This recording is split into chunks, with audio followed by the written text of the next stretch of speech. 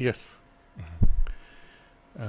Just Students from 6th, 7th, 8th, 9th, 10th, 11th, 12th. Like it's the full group here, a few students from each standard, and we have various teachers here from SMRJ Jaipuria School. We have been going through the aspects of aspiration, been connecting with flowers, learning about physical, mental, vital. And today we are very excited as the full group of 95 plus people. We have a lot of questions, exciting questions, and we are absolutely ready to have you here.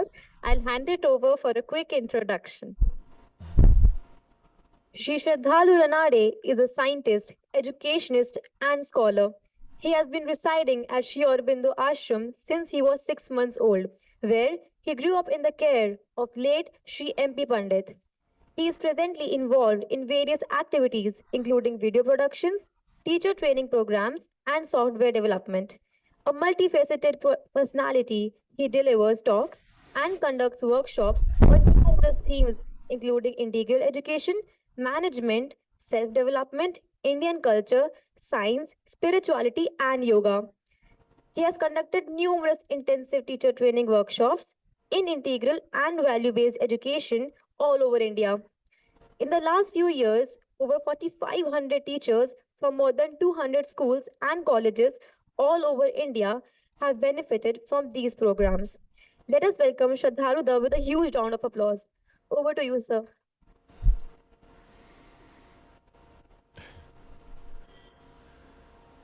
Namaste. I'm happy to be with all of you. And my apologies of not being able to meet you in person.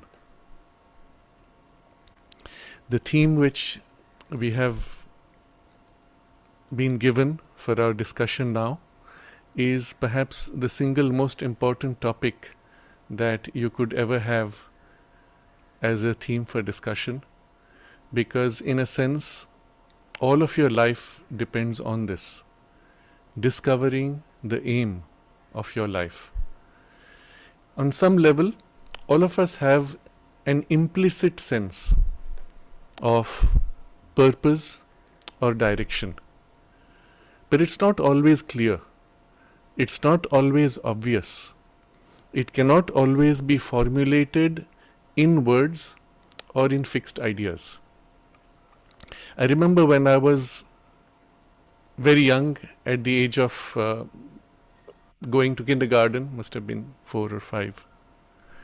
As 2 or 3 of us children were walking by, going to the kindergarten, we passed by the governor's bungalow in Pondicherry, and there was a policeman standing with a gun, empty of course, just with a baton.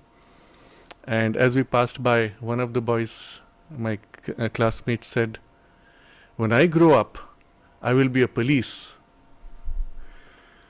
Now, when you think about it today, perhaps even for all of you, you might smile or you might laugh. You will say, they were little children.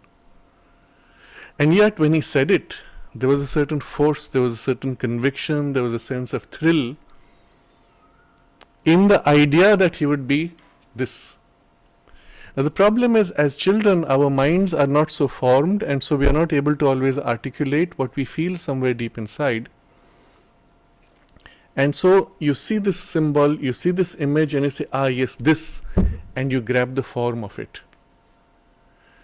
Of course, he would never become a policeman, because various reasons, some of them being economic, some of them being his family background, whatever.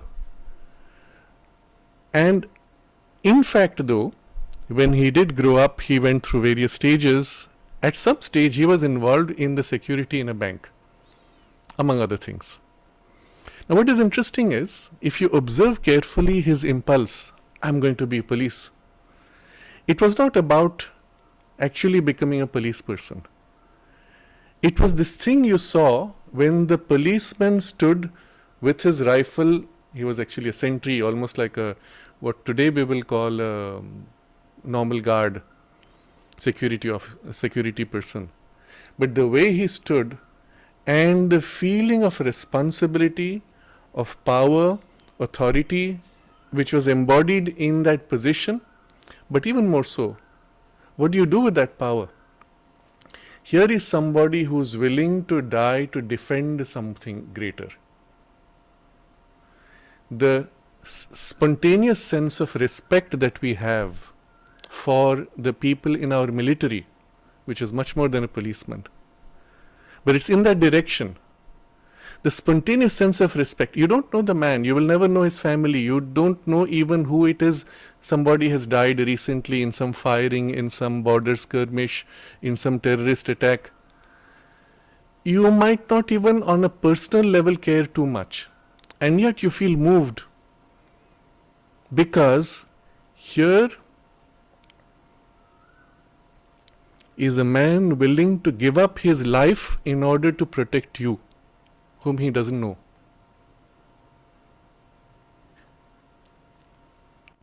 Just that feeling that he is ready to die for protecting a million, billion people whom he will never meet, who will never know him, but you're willing to sacrifice your life for something greater than you.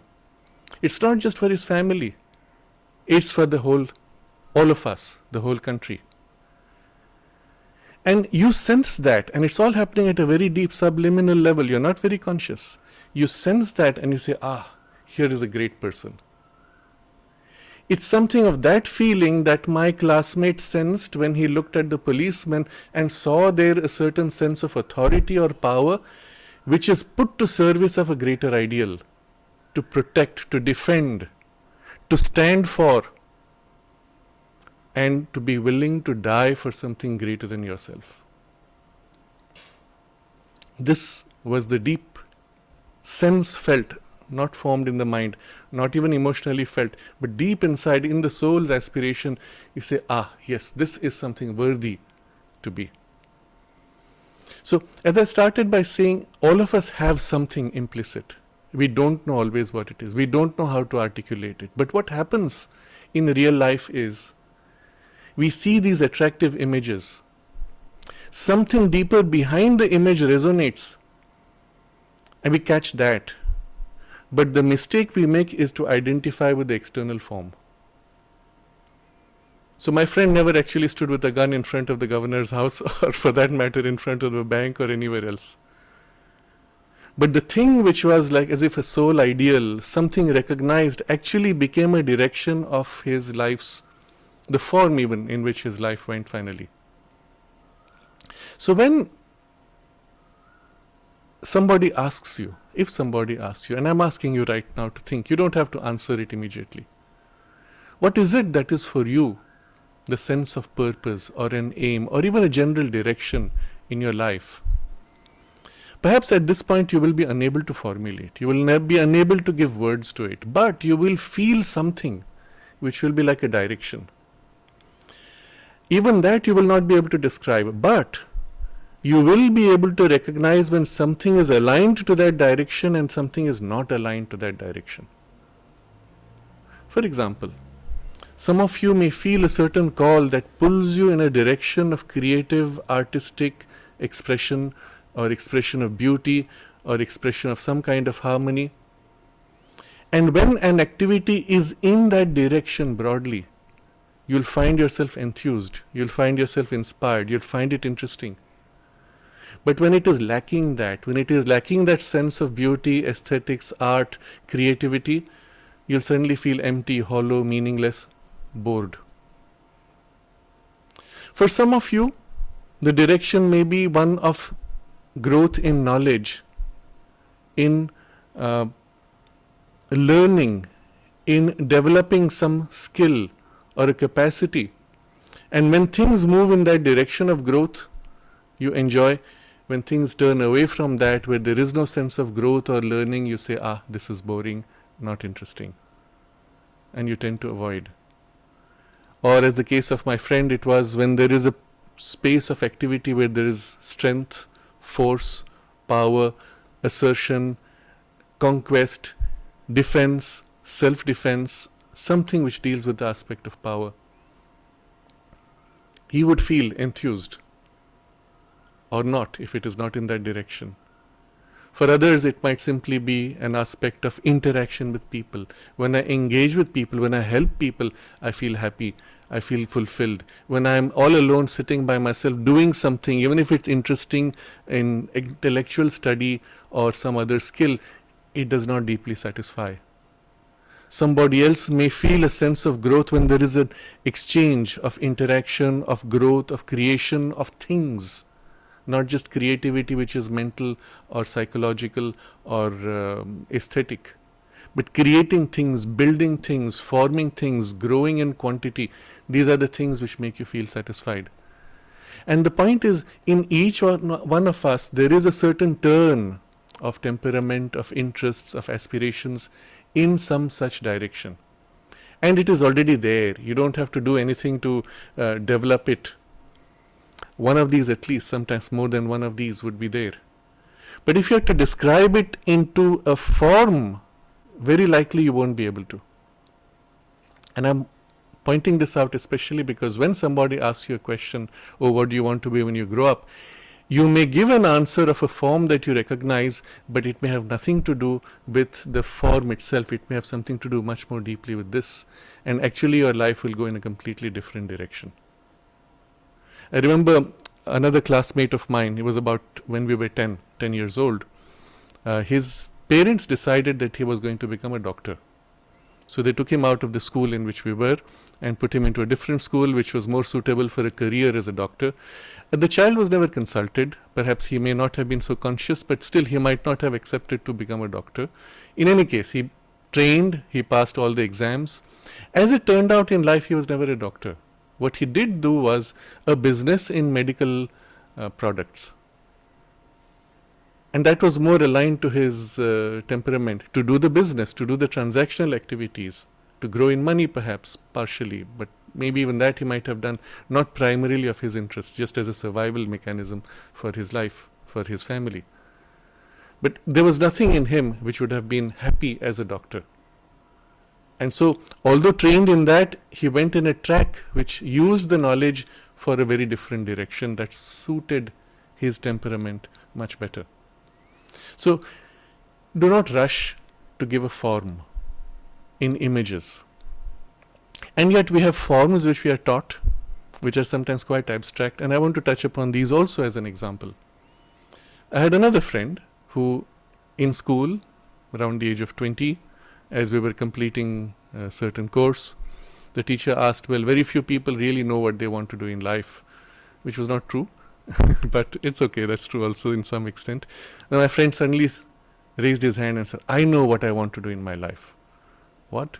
He said, I want to become a pilot.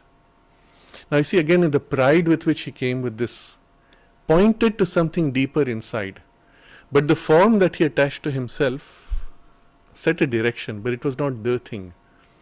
Very likely he did become a pilot. I don't know. I did not see him for about nearly 30 years. Recently, when I bumped into him and we passed, I recognized him and greeted him, and he looked at me very dully and just hi, and then walked away. He seemed miserable, and I don't know why. I'm not putting a judgment on it. I don't even know if he became a pilot. Very likely he did become a pilot. But the point is not that. The fact that he set himself that as a goal very clearly, I will be a pilot. And I don't think it would have taken him more than, let's say, 5 or 7 years to go through all the necessary courses to get to that point where he was a pilot. Having got to that point where he is now a pilot, what would happen to such a person when he has set this as a goal? I have become a pilot, I have reached it. Now what? And he looks ahead to life and he finds nothing for which he can live. Because he's just finished his goal. What do you do now with that? I'll stay a pilot. Yes, of course. A few more years. Maybe another 20 years. Eventually, though, when he will retire, what happens to him? I've been there. I reached my goal 20 years ago, and I've just been standing on the spot on that goal, and then what now? There's nothing. It's empty, hollow, directionless. Because he set himself a short-term, limited form of goal, which is easily attainable, and then with it, though, there is nothing left to do after. Now, some people will take a more general direction of goal. Let's say they will say, I want to make lots of money. Great. So I had a friend who declared that I want to make 300 crores. So, why? Well, it just sounds like something which is worth it.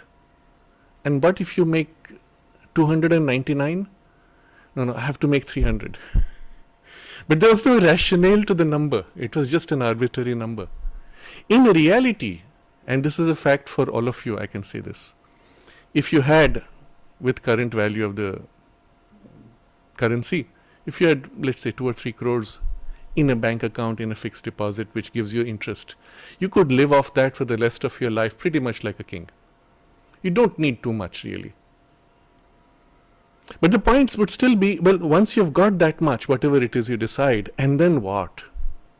Or I would put it more differently, what will you do with those? So 3 or 4, as I said, you could still keep as a fixed deposit to do what you want. But if you want to get more, what will you do with that excess money? And you actually don't have an answer. And for many, the answer comes, then I will enjoy my life. Do you need to get to that before you can enjoy your life? There's a very sweet story.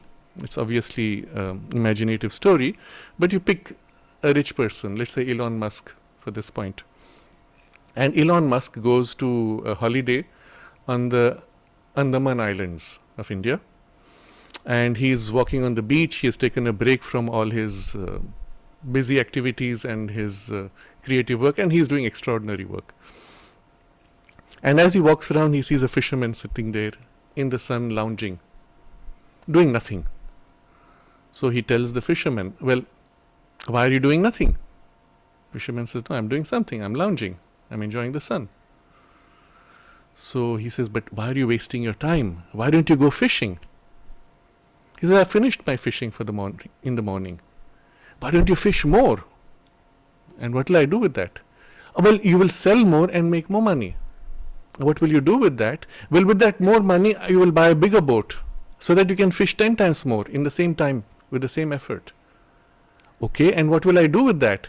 Well, with that, you'll buy a fleet of 10 boats. Okay, and then you will earn then 100 times more than what you have now. And then what will I do with that? And Elon Musk says, then my friend, you will be able to sit back and relax and enjoy life. And the fisherman says, what do you think I'm doing right now? You get the point. If your goal is to enjoy life after earning all that money, well, you can start enjoying right now. And if necessary and you need money, you can enjoy while making money, or make the money while you enjoy your life. But there's a more difficult question I will raise. What do you actually mean by enjoy life? What it is that will give you the enjoyment of life? And this question won't have a simple answer. Even if you give to yourself a simple answer right now, you say, oh, enjoying my life means that I will do such and such activity. Look at people who actually do that activity, and after a point, or stay with them a few days, and you will see how much hard work is involved eventually just to stay in whatever position of competence in that activity. Because eventually you'll always face the necessity for some kind of hard work.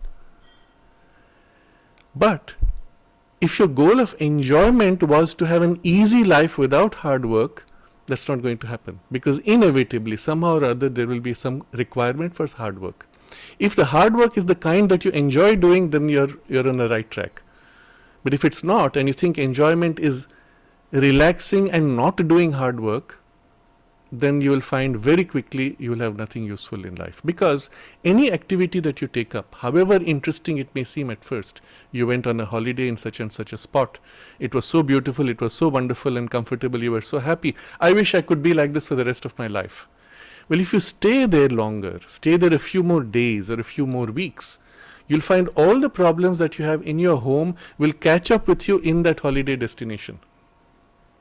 Because the problems you had at home are the result of who you are and what you are, and therefore the space that you create around yourself, which you will replicate wherever you go.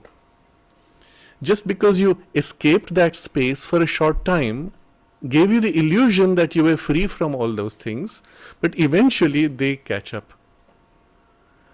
So simply to find a meaningless, pointless form of, let's say, relaxation or holiday is actually painful and difficult. And again, I'll share with you, these are all real stories, except for the Elon Musk story, which is symbolic but quite real if it were to happen with anybody. Another real story, I was sitting with a businessman friend. He had really built a huge fortune from a lot of hard work, and his daughter had just come back from a holiday.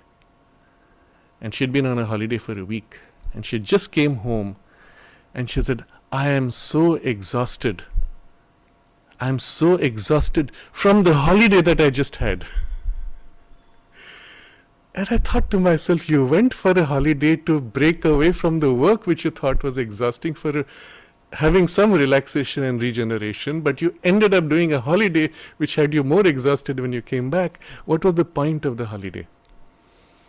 Now, maybe I'm jumping a little bit all over the place, but you can see there's a broad direction it's all moving towards. Somebody else says, my goal in life, my aim is to become famous. I want to be like, pick your famous person, Amitabh Bachchan perhaps, or Elon Musk, or Prime Minister Narendra Modi, whatever it is you want to be. If your aim is to become famous, well known, and many of you are already attracted to that in competition, but for no good reason, to have numbers of followers on your social media. So you want to become famous. You compete, I have 300 followers, you have only 250. And you have to keep increasing that number to keep on with the race. But you want to become famous. There's a very simple way. You commit a crime which is so heinous that it hits all the headlines, and you will become famous overnight. Famous and notorious. You know these two words. They are almost the same thing. What's the difference? Everybody looks to you, notorious or famous, but if you're famous, they look to you with appreciation and affection, sometimes with jealousy. If you're notorious, they look to you sometimes with shock, awe, perhaps, but then eventually disdain, dislike. But you're still famous. So you say, then I don't want to be famous, I want to be liked, I want to be loved. And the moment you've reformulated your purpose, already your direction has changed significantly. Would you like to be known in large numbers, or you'd like to be liked by all those who know you? You see the difference now. Numbers somehow become less important. Those who know you, those who are close to you, those who you know and respect, you want them to like you and respect you. Then already the direction is completely different. So I've given you a few examples to stimulate your thinking, and particularly to break the conventional fixed ideas that have been implanted into you by the media, by the cinema, sometimes by parents, that keep drilling into you that you have to be either successful or wealthy or famous or some such variation of these. Yes, all of these can be a means to an end or the result of a different goal. Because you achieved excellence in a particular field, you became famous and you became wealthy, you became influential, powerful, whatever it is. And again, I'm going to give here an example, which is the name I mentioned earlier, Elon Musk. This is a man who actually began with practically nothing. Yes, say he had a seed capital from his father. The seed capital itself was a very small amount. And before he could even be given that, they lived for years in abject poverty in South Africa. But with that seed capital, through a series of actual creative development in software and other things, he was able to multiply that tenfold within 2 years.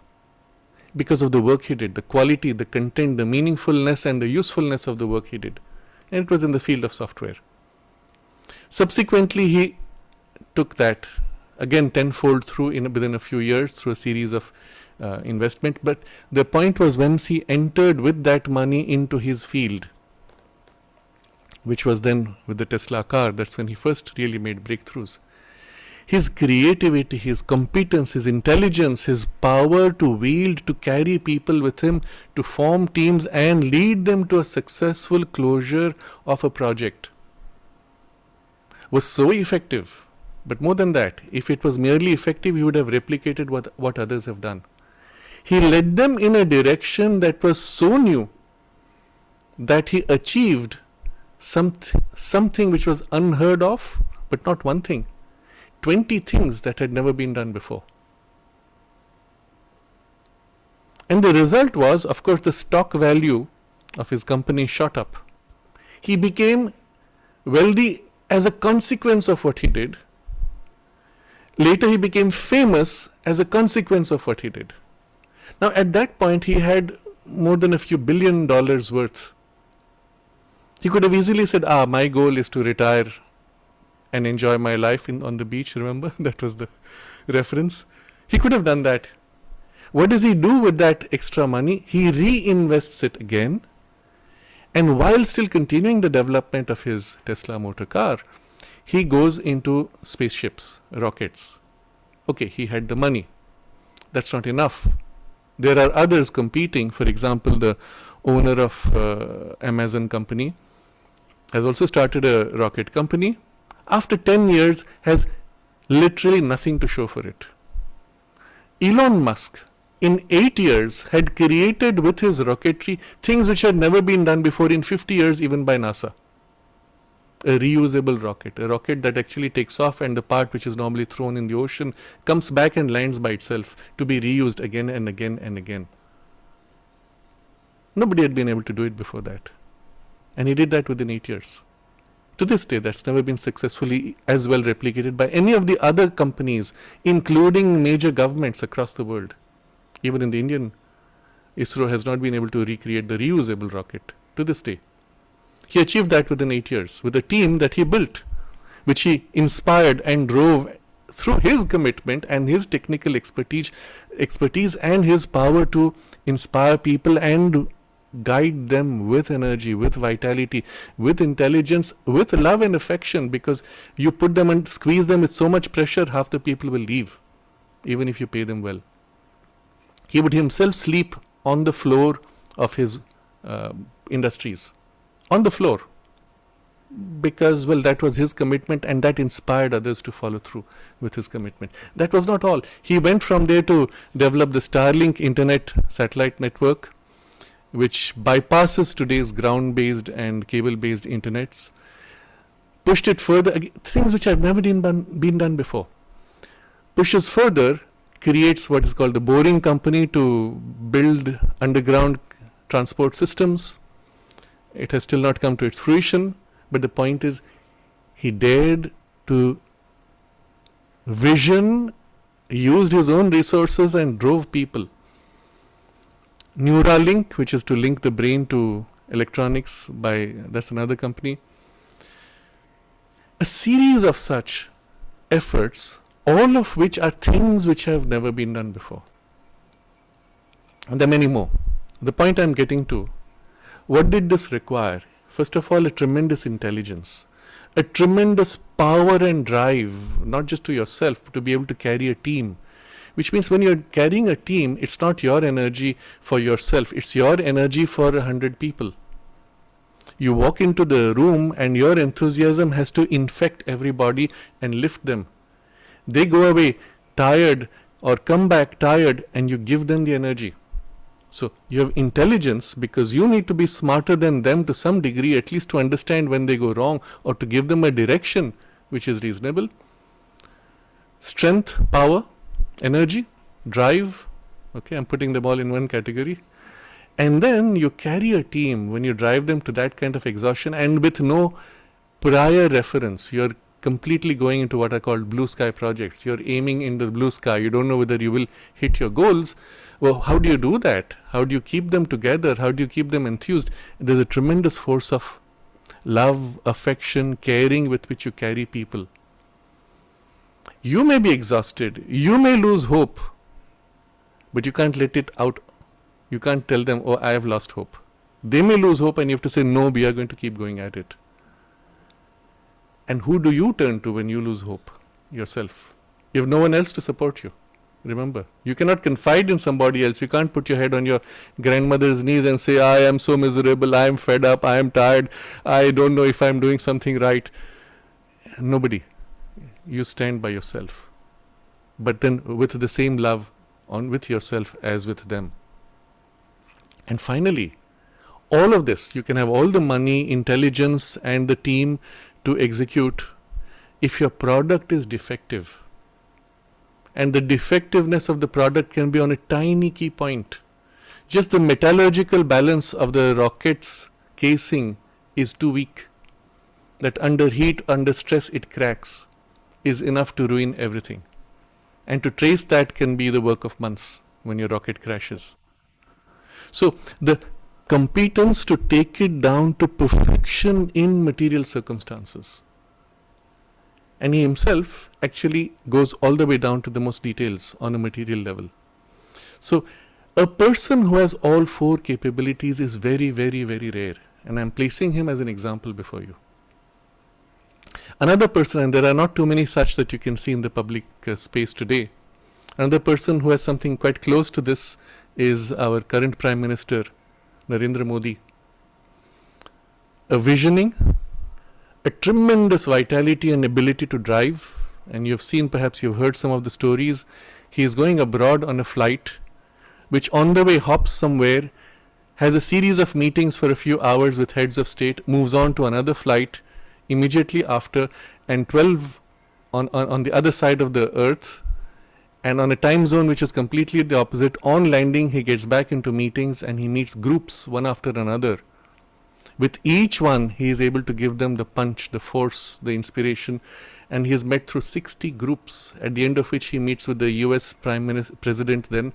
And the President was shocked that this man has so much vitality. And at that point, Narendra Modi had been fasting for nearly 8 days. Just on water. Amazing, amazing vitality. And somewhere he has recently said he sleeps barely 3 hours. Try to do that, your body will break down, you'll fall sick. But if you want to attain to that capability, that's something we're going to discuss shortly. But well, let me finish this. First, the capacity to vision, the power, the drive, the energy to carry it through and to carry people with you with a lot of love and affection. And then the execution, the monitoring of the execution, and then fulfillment in precision, in detail, in perfection, all the way through. These four, so to say, aspects or powers you need to develop if you really want to take a project all the way through to the end and to fulfillment. As a consequence of this, if you want, you can become wealthy, you will become necessarily, or well, in most cases, somewhat famous, well-known, respected, loved for whatever it is that you have been able to achieve. And all the other things which normally people say, I want that, come as a consequence. If you do what it is that gives you the deepest fulfillment and satisfaction and aligned to your capacities which are now taken to their peak. So you understand, it's the reverse. By fulfilling yourself completely, you will gain the necessary resources and the fame and the affections and all the other trappings which come with it. Success, in other words. But your success may be in a field or in a specialty or in a form which may not be necessarily well known everywhere. But to you, it will not matter. Because you will have such a deep satisfaction and joy of having achieved something worthwhile that you will have everything you need to call yourself successful in your life, in fulfilling yourself. So in the Bhagavad Gita, Sri Krishna says that it is better to have lost in your own line of work than to become successful in imitating somebody else's line of work. This is a very important point.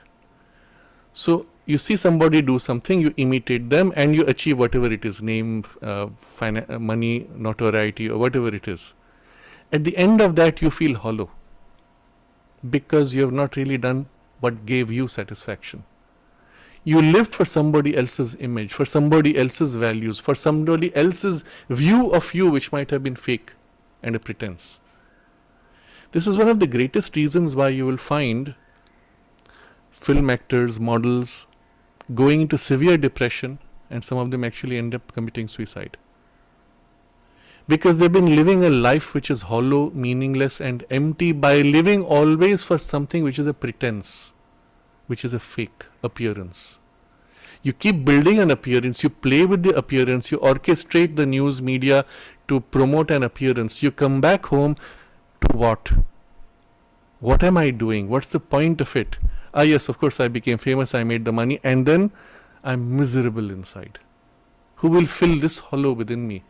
And they don't have anybody. They have no means to fill. They have lost their way to such a degree. Not all. Some are actually meant to do that. If they come back home and they say, oh wow, I just did something so wonderful, and maybe they are famous or not is irrelevant. But many of them come back to this hollow because the whole thing they put up is a front, is a pretense. But if you fulfill in your direction, even if in the world's eyes you have failed or not attained to what they thought would be their markers of fame or wealth, you have done something so wonderful that you come back with deep satisfaction and joy and say, this was so worth it. I am so happy. I am so fulfilled.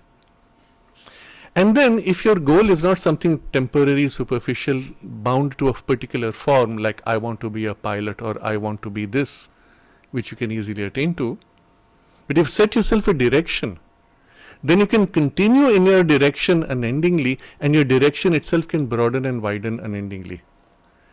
Which means your life will be full of deep satisfaction, deep sense of fulfillment, deep sense of creativity, achievement, day to day, year to year, for as long as you choose. Now there are two caveats to this. Fine, let's say, requirements. One, not everybody has a single direction of life. Sometimes your life takes you through zigzag. You do this and then you do that and then you do the other, and you go through a zigzag mode. That's not a problem. As long as you're growing overall, broadly in a direction that is deeply, deeply fulfilling to you. Okay? So don't worry whether it's a straight line or a zigzag. Second caveat is that it's not always that you can set for your life a certain sense of broad direction simply and expect your work form to match that. Sometimes the two don't align easily. If, for example, your innate nature is to be of service, to help others, to be in engagement with people, in interaction, that interacting with them and helping them gives you that deep sense of purpose and satisfaction. You could be in medicine, you could be a nurse, you could be a doctor, you could be a PR person, you could be in the media in some form, you could be in various kinds of activities. You could just be a photographer as a career form, and still your focus would be this interaction in which you give this satisfaction. So the form is not necessarily aligned. But if you're clear about the direction, broad sense of activity that gives you the joy and fulfillment, it does not matter. You can even play with forms and change forms. On your CV, it may be confusing. You did so many different things. What's your real speciality? You say, my real speciality is that I love being with people and I love to make them feel happy and cared for. Maybe. It could be as simple as that. Isn't it? But how do you put that in a CV? How do you make that a career? It does not fit easily. You could be an artist and still this might be your primary drive. Even the artistry might be of a secondary drive. Or it may happen that there are many different forms which fit and you play with all of them. Or within you there is a multiple need.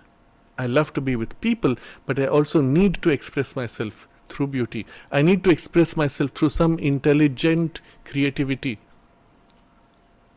And there are perhaps one or two or three different needs of your nature. And it may lead to a pretty complex and sometimes a difficult kind of situation of life, because life is not so simple. Life is much more complex, and if you try to do more than one or two things, things can get complicated. But to you, that complexity and that complication actually gives you joy and enthusiasm. I had an example of a person who I know quite well. He was a chartered accountant, a man of tremendous intelligence and insight. And we were discussing this, and he said, I get bored with my work.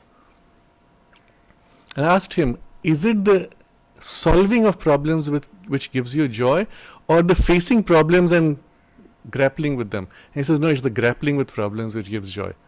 So it was not so much the knowledge aspect, it was the, let's say, the fighting instinct and the overcoming of a challenge which was his primary drive. And as a chartered accountant, there's not much scope for that.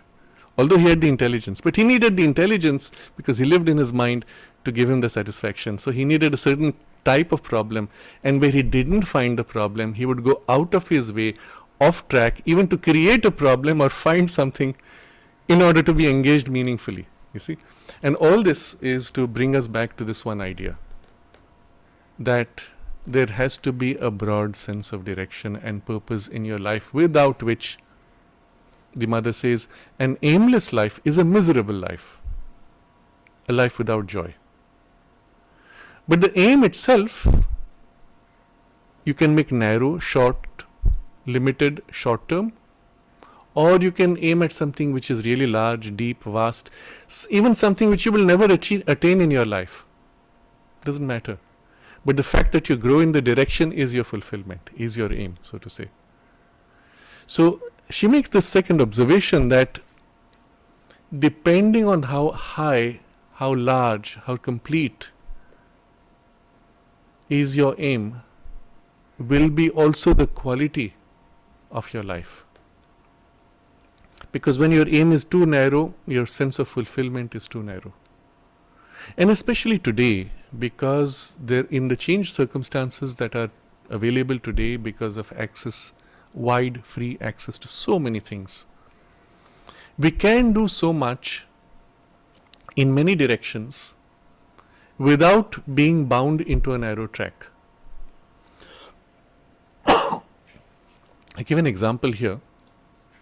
I watched a movie once which was about heroism in a submarine. The whole movie takes place inside the submarine where they're fighting for something and they survive or not, that's not the point. Heroically, they're fighting for some purpose, defense of their country, challenges, overcoming. That 2 hours of the submarine movie, I came back from, and suddenly I realized I had actually acquired the essence of the life of a submariner. Going through the greatest crisis possible, growing through it, living through it, surviving through it, or perhaps dying through it, in cause of a higher ideal. And all the essence of that growth that a soul would have in that career has been actually condensed into that well-made movie. And to me, at least, that essence was enough. It's as if I had lived that life. So by a careful selection of the kinds of things you watch through cinema, through television, not wasting time in things which are too trivial, superficial, or dispersing, you can actually acquire, in a sense, the essence of many kinds of lives in a single lifetime. You don't have to live it all. Having acquired that much, you can say, yes, now I don't need to live the life of the submariner, but I could still benefit from that, and so on with other activities and career and experiences associated. So the benefits today actually are great because you can, as if condense, because of the complexity of opportunities, condense many lives worth of growth and learning into a very short, concentrated activity. But all this being available, what will be the broad direction of your life? And I'm going to give to our discussion the single highest and most important focus, in a way that it will transcend specifics of your particular individuality, your needs, your temperament, your nature. But we will touch upon some of that also in passing. The key point I will make to you in all that we discussed so far, you see, there's one word that keeps recurring: the sense of fulfillment, the sense of deep satisfaction that you have in what you do. If you ask yourself, would you rather have a life where everything you do is full of that deep satisfaction, or a life in which you're just dragging yourself meaninglessly without any satisfaction but attaining to specific goals? It's very obvious. You will not want that. You will want this deep satisfaction in what you do. Ideally, you would want whatever superficial goals you have and have the deep satisfaction aligned to it. But for the moment, let's just focus on the deep satisfaction. So, what gives you deep satisfaction? What makes you feel, yes, this was so good? At the end of the day, you can look back and say, wow, I have so much satisfaction. I've grown so much. I've benefited so much. I've done so much. Isn't it? What gives you that? Observe carefully. There's a very deep insight that you will gain here psychologically. Let's look at two different activities that you're going to meet.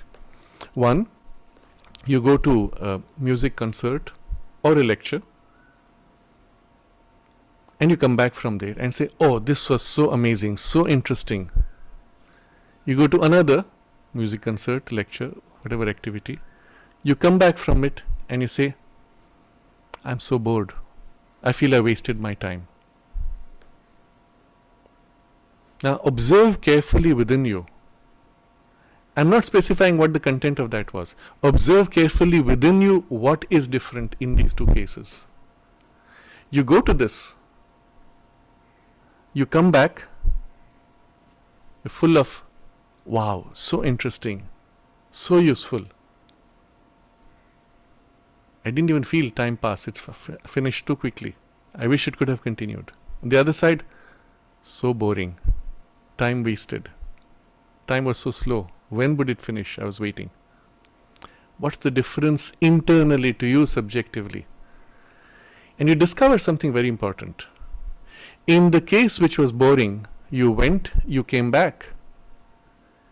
You went and you came back the same person. Nothing changed in you. In the other case, which is interesting, you went one person, you came back a different person. You had grown. You're not the same person who went in. Just that. That is your reference. Any activity where you experience a sense of growth is interesting. Any activity where you do not grow, where you remain exactly the same, you stagnate, is boring. A waste of time. Observe this, internalize this, because this is such a deep, profound insight. Think about it. What if your entire life could be such that every day you can say, wow, that was such an interesting day? Yes, maybe occasionally you accept there'll be days when you say you're bored, but the number of interesting will be far more than bored. What would it mean? It means every day you would, at the end of the day, be a different person because you have grown in between. Now, what will you do, or what can you do to make sure that growth takes place? Some days more, some days less, doesn't matter. Because even in growth, there are periods where you need to rest, to internalize, to assimilate, and we'll accept that. But what can you do to ensure that in your day there is growth? And then you can say, my God, my life is so interesting. I don't have enough time. If days are passing too fast. I wish I had much more time to do so much more. Or in contrast with the life where you say, oh my God, the days are so heavy, they are so slow, my life is dragging on aimlessly, meaninglessly. We don't want that boring life where you're stagnant. We choose a life of rapid growth. But get this point. Growth equals interesting. And the two are equivalent. If you find something interesting, it's because there is growth. When there is growth, it will always be interesting. Now, there's a caveat again, a small correction you have to make as you go along. You went to a entertainment space, let's say, some kind of party, some kind of social interaction, or some kind of a novelty, some theme park, entertainment park. You went there and came back, oh, that was so much fun. Great, because you grew. You go a second day. You come back, yeah, that was fun, but some of it is already boring. You go third day, fourth day, fifth day. At some point you'll come back and say, been there, done that, enough of it, I don't want to go again. Why? Because that space can only give you so much growth. So the first day you made, let's say, 20% of the growth potential it had. The second day you made 10% of the growth potential, and each time less and less until you kind of saturated with what that space could give you. You see? There's nothing wrong with the space. The space is only useful for this much. And this is the same case with certain types of books, certain types of teachers, certain types of subjects, certain types of people. There's only so much potential. They can take you from here to there. After that, well, okay, you have to move on to something else. And the same is true for certain types of careers also. And so if you have a specially developed growth potential, you might actually end up jumping careers, taking each to its full and then jumping. That's why I said sometimes it's a zigzag path. But because your potential is that much greater. Sometimes it's a multifaceted path. You're doing 2 or 3 things at the same time because your growth potential is more rich. It's not the case for everybody, but observe yourself. And each one of us, we are unique. But relate it now to the growth potential and the domains of activity and subjects, spaces, etc. And there you begin to get a glimpse of what would it mean to have a sense of purpose, of direction of life. Now, I'm looking at it in a most general way without specifying forms of activity. You find your own. And if necessary, zigzag. One of the things I tell people, and I will say this to you, that if you can afford it, till the age of 25, do not narrow your scope into a fixed career path. Now, some of you may already be slotted into some kind of career path because of parents or because of circumstances of life, because there's a family business, or you yourself have a very specific line and you're happy with the narrowness of that line. Maybe, that's fine. But for most of us, as will be the case, you want to diversify and widen your capacities as richly and widely as possible, especially at this age when you can. Because your body is growing, your mind is growing, even your biological brain is growing. Till the age of about 21, your brain is continuing to grow as well as your body. And during the period when it is growing, you can actually make it as flexible and wide and rich in capacity as possible. And the more broad your base you create, the wider will be the base for the enrichment of life afterwards. And therefore for your life to be interesting, fascinating, conquering, achieving, realizing every possibility that you could choose to. I'm leaving it at the most general level. If your base now is narrow, because the only thing you did was just this much, just to pass my exam. You come through with a narrow base, and then when you hit life, you realize life demands so much more. See, one of the things I will say to you, and which might upset some of your parents, but I don't think it will upset the teachers here, they will agree with me, is I will say to you, the exam actually does not matter. How well you do in an exam does not matter for life. Because if I were to hire you, the exam marks actually tell me nothing about you. They just tell me that in a group of so many people, you were able to memorize better than others to get a higher number of marks for memory. What kind of a person are you? Will I like you? Can I trust you? Are you creative? Will you fit in my environment with my team? Can I rely upon you? Can I give you an assignment and expect that you will deliver, come what may? And in a mission critical assignment, it's a do or die. Can I really put my life in your hands? This will be the question that would be asked by somebody who's really doing something worthwhile, that you would want to join perhaps. And the exam tells me nothing about this. You understand?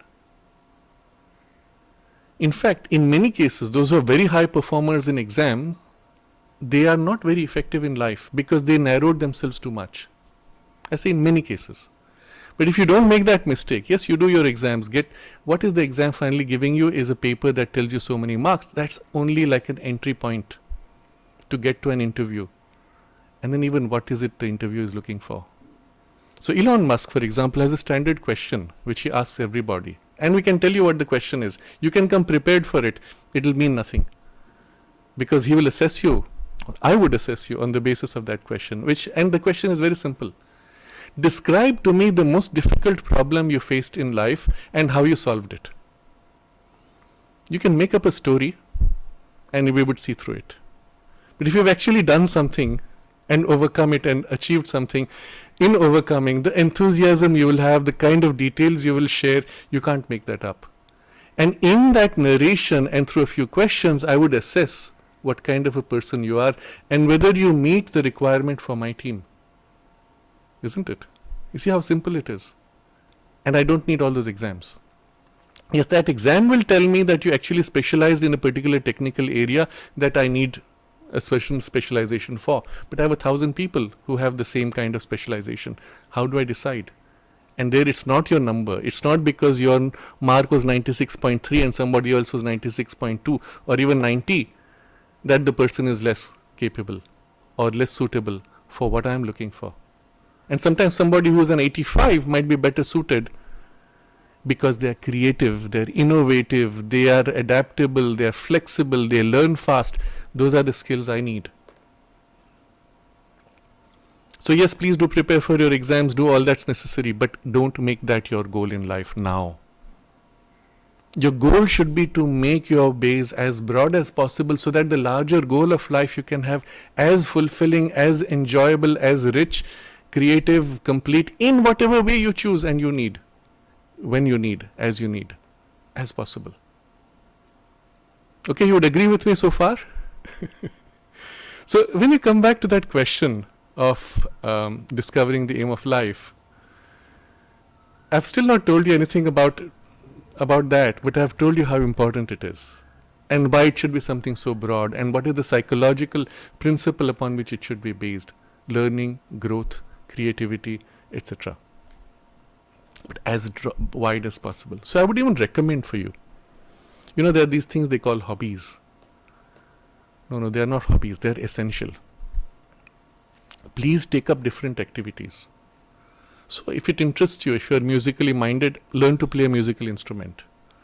But not with the idea of being a career. Mostly your parents will say, but you're not good at that. You have career counselors. They say you're not good at this, don't do this. You're good at that, do that, that's the career you go to. Please don't make that mistake. Develop your skills, capacities and enthusiasm and plasticity and richness of capacity to learn and all the faculties of your nature, of your personality. For that, it does not matter whether you are good at it. The fact that you do it and you enjoy doing it, that's your reference. So take a musical instrument. Learn to play it for a month, for 2 months, 3 months. Maybe after that you reach a saturation level where you say, okay, that's about it. I can't go further beyond this or I don't want to. Fine, switch to some other activity. Now take up a sporting activity. Play a certain skill-based game, table tennis or whatever it is. 1, 2, 3, 4 months. If you enjoyed, take it a little further. Eventually, if you reach a saturation point, fine. Now you switch to something else. Work with pottery, clay, molding, shaping. Switch to something else. Go to making electronics, hobby kits, make a radio, make a transmitter. Go into digital electronics, get into programming. Do all kinds of different activities, each challenging you and developing you in a different way in multiple directions. Learn to say jokes and develop the skill of becoming humorous when you need to. It's not easy. Some people have it spontaneously. You can say, this person could be in that career even. They're so skilled spontaneously. But can you say a joke and make people laugh? And most of us, when we tell a joke, we start laughing and we expect others to laugh. Nobody laughs. What did I do wrong? I don't know. Develop the skill. Why not? It's not that you're going to make a career out of it. You're going to develop facets, skills, capacities of your personality.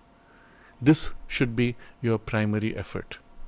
Develop yourself as much as possible at this age, and generally I say up to the age of 25. Well, for whatever reason, if you need to specialize before, that's a choice you will make, but as much as possible.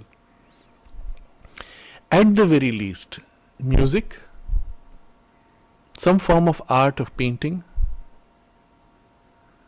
some kind of technical development. It could be programming, it could be something as easy or as difficult as you like, but which develops your rational intellectual capacities, and some kind of interpersonal engagement where you are there to help people without bothering about yourself. at least one of these, more of these, all of these, maybe some physical, purely body skills like basketball, football, table tennis. Something of each of these, at least to diversify the spread of your personality and its skills and capacities, is essential. And you have the time at this point as a student. You have the time. Do it, give yourself the time and develop, make as broad a base as possible. When I was a student in the ashram school, of course, we had in the Sri Aurobindo ashram many of these so-called extracurricular activities as part of our curriculum, but we had many options. So among others, I took up playing the tabla, playing the sitar. 2 years I did the Kathak dance and various other things. But the point was to expose and broaden and plastify the personality. Because the future increasingly will demand from you that plasticity, creativity and ability to learn. I'm going to go out on a limb a bit, but I'm going to say this to you in a bit of a sharp way. Almost everything you learn today in school, you will find to be unnecessary in life. Because anything that you can be taught here through this rote method of learning is taught to AI, artificial intelligence, and can do it better than you. I made this statement to a group of management students who had just completed with their highest ranks, and had all the 200 of them had won awards. And I said to them, all that you've been taught for the purpose for which you've been given all these awards actually means nothing, because artificial intelligence can do the same thing better than you can. Does that mean you'll give up everything and go to sleep and replace yourself with the AI? No. There are two important takeaways from this. First, that what is your worth which no artificial intelligence can replace? That is the most important thing. Develop that. And it covers everything that we discussed so far, but much more. And a key element of that is creativity. The ability to look at a situation, penetrate with insight, seize upon an insight, and then act based upon it to achieve something which has never been done before. And because it has never been done before, AI cannot do it. It can only repeat what it has learned from observing you or from observing your course content. So your potential for creativity, your adaptability, plasticity, and ability to receive inspiration and execute things which have never been done before, to acquire knowledge which has never been had before, that is going to be your future skill. That makes you useful in the future, in that sense, in the market. But more importantly, the other aspect is you are learning all this not in order to be able to compete with artificial intelligence, which will beat you at it. You are learning all this in order to build yourself and your capacity. Understand why you're coming to school. School is intended to develop the faculties and capacities of your personality, so that you can be a full flowering person with all your petals fully opened and engage with life fully, with the full scope of your capacities. That is the objective of school training, or should be. It's not in most cases. Your school is perhaps an exception, but it's not in most cases. But the only thing they make you do is learn by heart,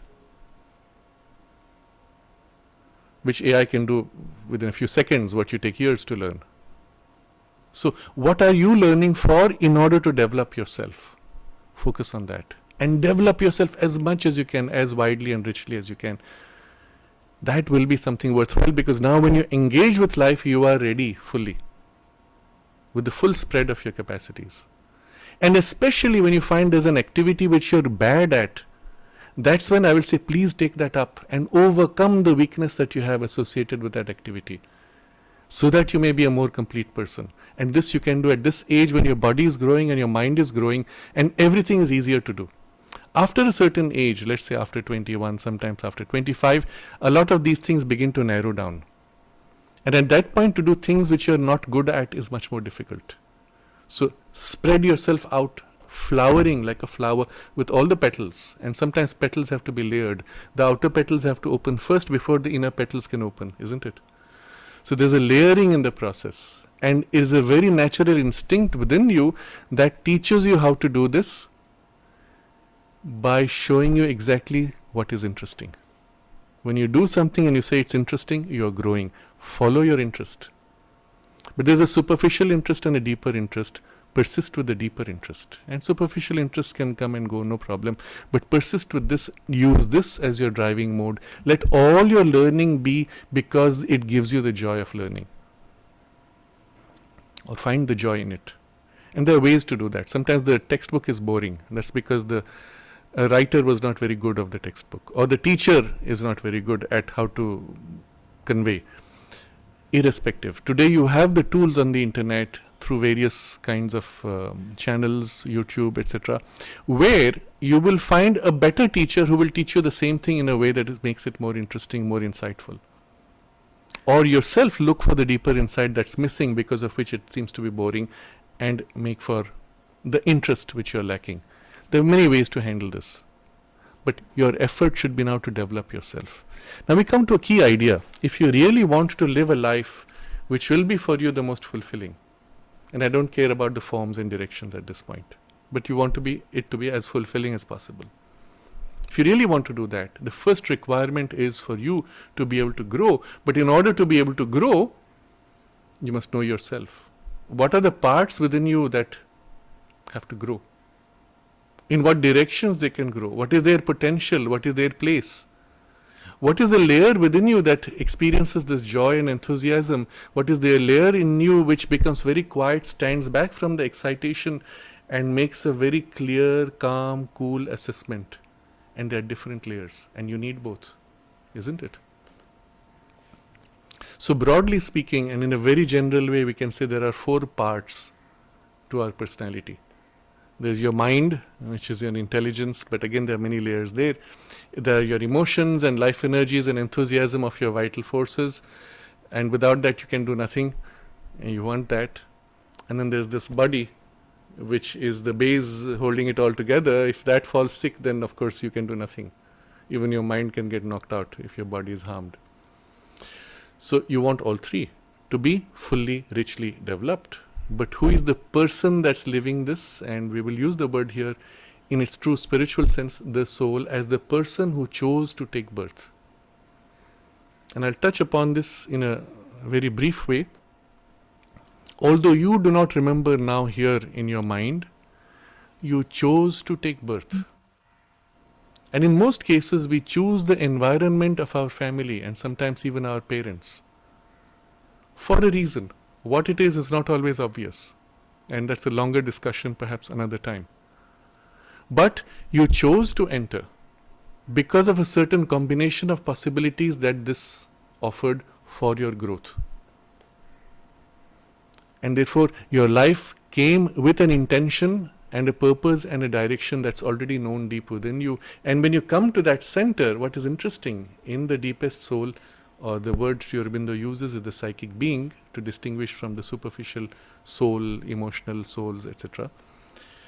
In your deepest spiritual center, we are conscious of all of our prior lives and the continuity of our effort of growth and learning and evolution, and even have a sense of the direction for the future that we want to grow towards. We know ourselves immortal. And this is just one of so many lives that we have been through. And sometimes even a vague memory of the fact that you've been alive before is enough to free you from the illusion that, oh, I'm just this body. It's enough to free you from the superficial sense of relationships, likes and dislikes. You know what? We have all had, all of us without exception, we have all had through many lives various kinds of struggles, adventures, difficulties, sometimes extremely painful, sometimes extremely joyous. We've all been through difficulties where we had to look after our families. We have all had families, many parents, many children, brothers, sisters, communities, fought for, died for, helped, served, everything we have done many times already. And just the fact that you become conscious of all this frees you from the need to repeat the same thing again and again. And the reason why we repeat is because we have forgotten here. And you say, oh, but this is so important, as if you've never had it before. And automatically, many superficial attachments tend to fade out. once the memory comes back. Oh, I've done it so many times, isn't it? What is important now? And from the deeper poise within you, and I don't mean you need to know your soul for that, just become very still and quiet and center as deep as you can within you and look at your life and say, what is important now? And you'll find certain things which feel more important and certain things which feel more superficial. Certain things are transitory. That's okay, it'll pass, it's not so important. That is lasting, that is real, that will matter after 20 years. There's automatically a prioritization from taking a poise like this. I'm going to put it in different words, and I hope it's not too hard for you, but sometimes it helps to look at it in this way. There's a lady I used to know in Auroville. One day she came to me and said, I've just been diagnosed with such and such a cancer, and the doctors have given me 3 months to live. Now imagine what that would do to her. Well, what would it do to you if someone said to you, well, this is it, you have 3 more months? What she said was, I look back at my life, and she had lived, 40 years, 50 years. She said, everything I did there was for the wrong reasons. I never did the things which were for me the single most important things. For my soul, for my nourishment. What was for me important, I neglected all that. And now I'm doing just that. And she gave me a list of things which she was doing, which were for her the true nourishment that she wanted for herself, for her souls, for her aspiration. And in 3 months she left. But if you had 3 months, or make it shorter, if you have 1 week, what would you consider important in your life? And what would you want to do which would be for you worthwhile to do for that 1 week or those 3 months? Just think about it. Because it will help to sift out the things which are trivial. Because very often you will experience a certain stress that comes from the demands of peer pressure, demands of your school pressure, demands from your parental pressure, and maybe some friend has suddenly told you, I will not talk to you again for the rest of my life, and you go into a deep depression.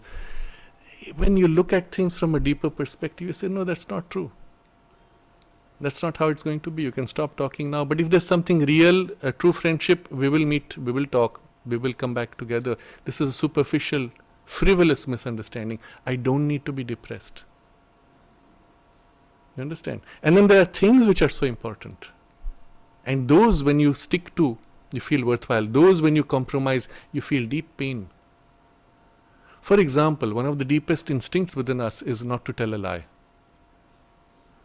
And it's not just about superficial truth of speech, it's about doing what's right. When you know something is right and you don't compromise on that, even at great cost of suffering, you feel a deep sense of satisfaction and a strength. But when you compromise those things, and you loosely, casually tell a lie, hurt somebody, somewhere deep inside it hurts you. And that hurt stays after years. You look back at that one event and say, why was I so mean and so nasty? And if I had that 1 week left, I would first go to that person and say, I'm so sorry I was harsh with you. I didn't mean to be. It was just a moment's stupidity.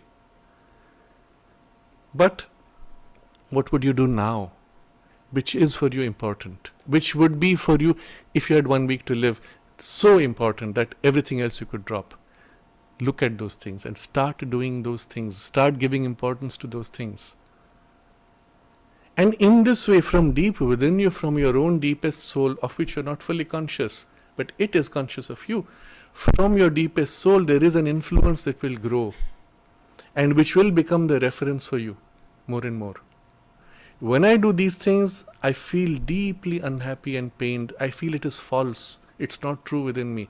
I stop doing those things because I feel the difference. And more you will organize your thoughts, your emotions, your activities, your life, your expression, the words you use, the way you engage with people, the value you give to things around that, which is really you, the one who chose to take birth. And the more you're able to do this, and the earlier you're able to do this, the more you will find within you the strength to take you through life despite whatever circumstances and challenges. And remember, life is not going to be that 1 week or 1 month or even 1 year or 10 years. Your life is eternal. Because even when you complete this biology's life, you are going to come back and continue whatever you choose to continue to do, whatever is important for you. So even though we will prioritize using the reference of a shorter time, our perspective is for what is for you worthwhile to do for the next 1,000 years. Think about it. It's not just for this life. What are the values which will be meaningful 100 years, 1,000 years from now? What can you create that is going to be of worth 1,000 years from now? That's what we call real art, isn't it? The thing which survived time.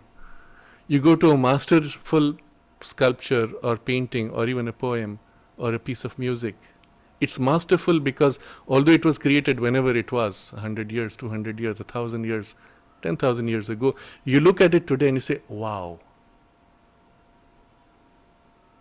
It has transcended the limitation of time and the change of values and the evolution of human beings and their changing standards. It's something as if like a piece of eternity captured in form.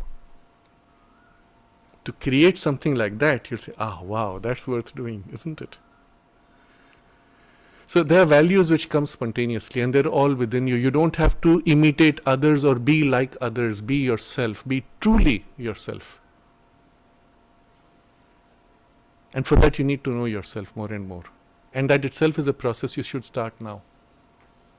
And it means giving yourself time. It means observing yourself, observing your thoughts, observing your emotions, observing your actions, observing your instincts, your drives, your passions.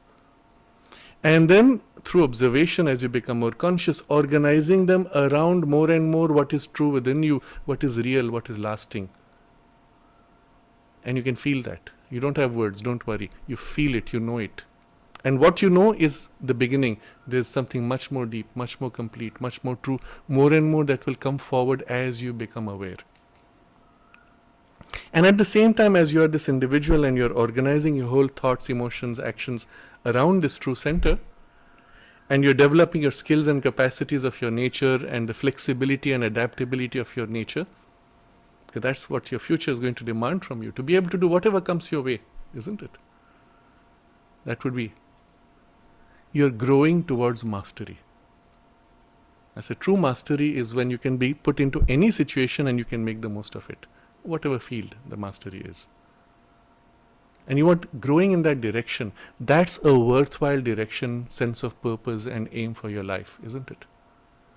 Again, irrespective of the specifics of your nature and your temperament. I'm not going to that. It's not going to be important for our discussion. I'm showing you the broad approach.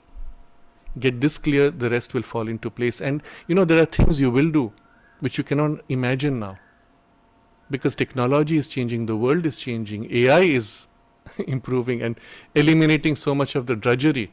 What will be the world like 10 years from now, we cannot even imagine. So don't try to prepare yourself for a world 10 years from now because it's a pointless exercise. Prepare yourself for your own self-fulfillment. To be as capable as you can be, richly, fully equipped for the joy of growth and learning, and plastic and adaptable, creative. Then you can be thrown into any situation, you'll make the most of it at each step. And your life will be really, really, really interesting. So interesting, you'll look back and say, wow, this was worth it. This was one of the best lives I've had, because at the time of exit from the body, you actually look back not just to this life, you also know your past lives. You say, yeah, this was good. I made good use of it, and you prepare for the next, because it's one life. It's eternal. Okay? So I'm giving you a very broad sense. But for that, you're going to become plastic, rich, capable in every way. And remember, you're not competing with others. That's meaningless. You want to compete with others? I'll show you a trick to become first. Just like that, without any special preparation. Go and sit for the exam for the previous class. You're in class 9, go and sit for an exam for class 8. Okay, if that's difficult, go for class 7, class 6, class 5. You'll come first. What's the use? What's the point? There's no point competing with others.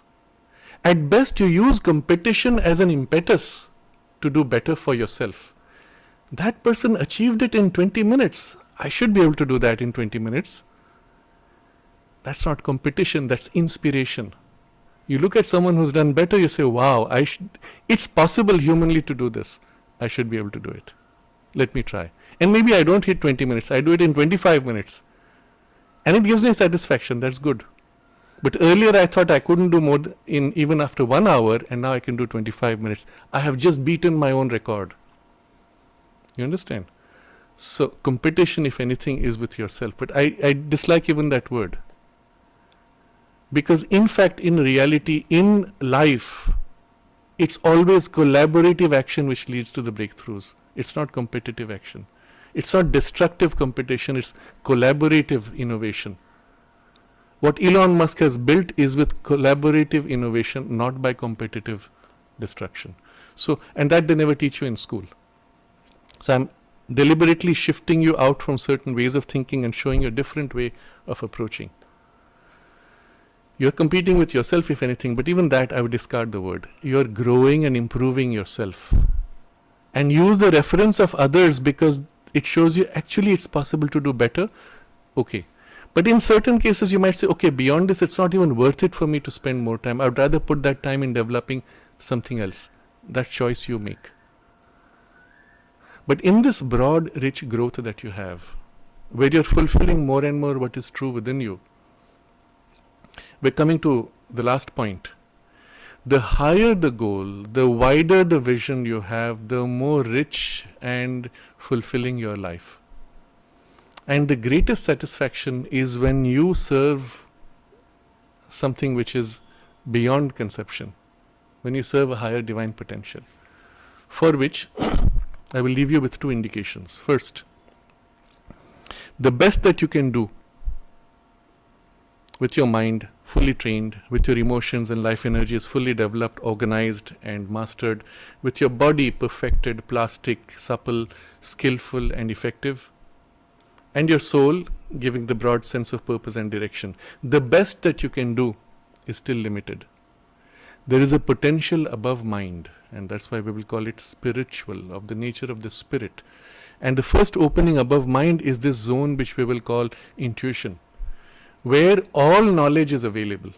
In one of the great Upanishads in India, this young student goes, he's the son of a rishi, he goes and studies, comes back with the mastery of so many arts and skills, and then his rishi father asks him, have they taught you that by knowing which you will know everything?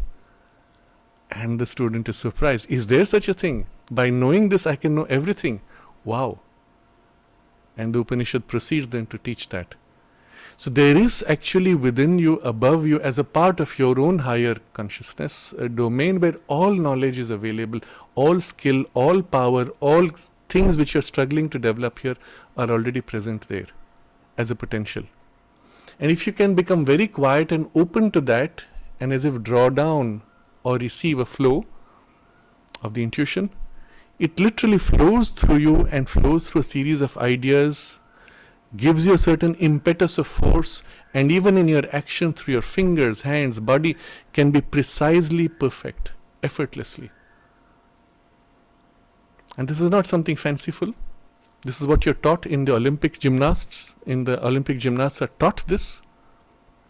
In management schools of a very advanced kind, they speak about this as the condition called flow.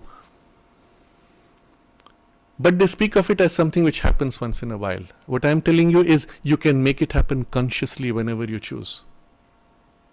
And this is the power of this spiritual training, which opens you to this higher consciousness and allows you then to literally let it flow through you. And you've all had experiences where you've written a poem, where you had to construct by struggle a poem, or when it just flowed through and it came and it was perfect. And you almost did nothing except transcribe it. You've all had experiences where in the middle of a game, while you were running or doing throwing a shot or swinging a bat or a racket or something, or you're throwing the ball, suddenly your body felt as if in tune, they call it in the zone, and you knew it would be a perfect shot even before you completed it, and the basketball went perfectly into the basket. It happens in moments, and we don't know why, we don't know how. And we could stop there, or we will say, but I have a knowledge of how I can make it happen whenever I choose to. And you can train yourself, this developed capacity of your consciousness, your personality, centered in your deeper soul aspiration, can now open to this higher potential, and through it things will flow through you that have never been created on earth, and each time unique. And in the flow you'll find you actually have to do nothing. It happens smoothly, effortlessly, because you're skilled and receptive and plastic to that influence. If there's a high inspiration but your body is rigid, your mind is clogged and confused and narrow and limited, it can't do much. But if you've built this base and plastic and rich and wide and open, which was the whole first part of our discussion, then what comes from above can just flow and freely act, and you can achieve extraordinary miracles, masterpieces, chef-d'oeuvre as they say in French. Things which have lasting real value, or in that moment it's perfect, it's beautiful, and it gives you deep satisfaction, and it expresses something so wonderful. Everybody feels that deep satisfaction momentarily, and maybe it passes, doesn't matter. But to bring that, to manifest that, to create that is the second thing which gives you deepest satisfaction. Remember, the first thing I spoke of was growing, learning, evolving. That gives you satisfaction. The other is manifesting something which is true and beautiful, but of a higher realm or grade of consciousness, flowing and expressing through you, creating. So growing and creating, these are the two things which give you true, deep, lasting satisfaction. So the second movement also you should work upon. But the more this first part is developed, the more easy and more fulfilling, more complete the second will be. But that also you can start to do even now. And the basic training for that is to make yourself very quiet, very still, very receptive and open to receive from above. And you'll feel the inspiration filling you, inspiring you, carrying you. So this is the point I want to make. And the second point for that, which will also set the direction of your life, is when you live for yourself, you are too small a unit. And whatever you may do, however wonderful it may be, the satisfaction will be limited by the size of you or the size of your influence. When you live for something greater and larger than yourself, your satisfaction also now fills a vessel which is as large. Think about it. The reason why the soldier on the border is ready to give up his life, because he lives for the love of his country, which includes you and I, whom he will never meet. But because he lives for Mother India, because the goal is so large, the satisfaction he has even in when his life is taken in that sacrifice, the impact, the fullness of that is as large as all of us and includes all of us, and that's why it moves us. But for him, it's not, I didn't die meaninglessly. I gave my life for a cause which is so grand, so great, so wonderful. And he will take birth again with that deep satisfaction of having had a useful life, but now to make it more useful in other ways perhaps. So the point I'm making is, as large is the scope of your goal to which you commit yourself, that large is the vessel of your satisfaction.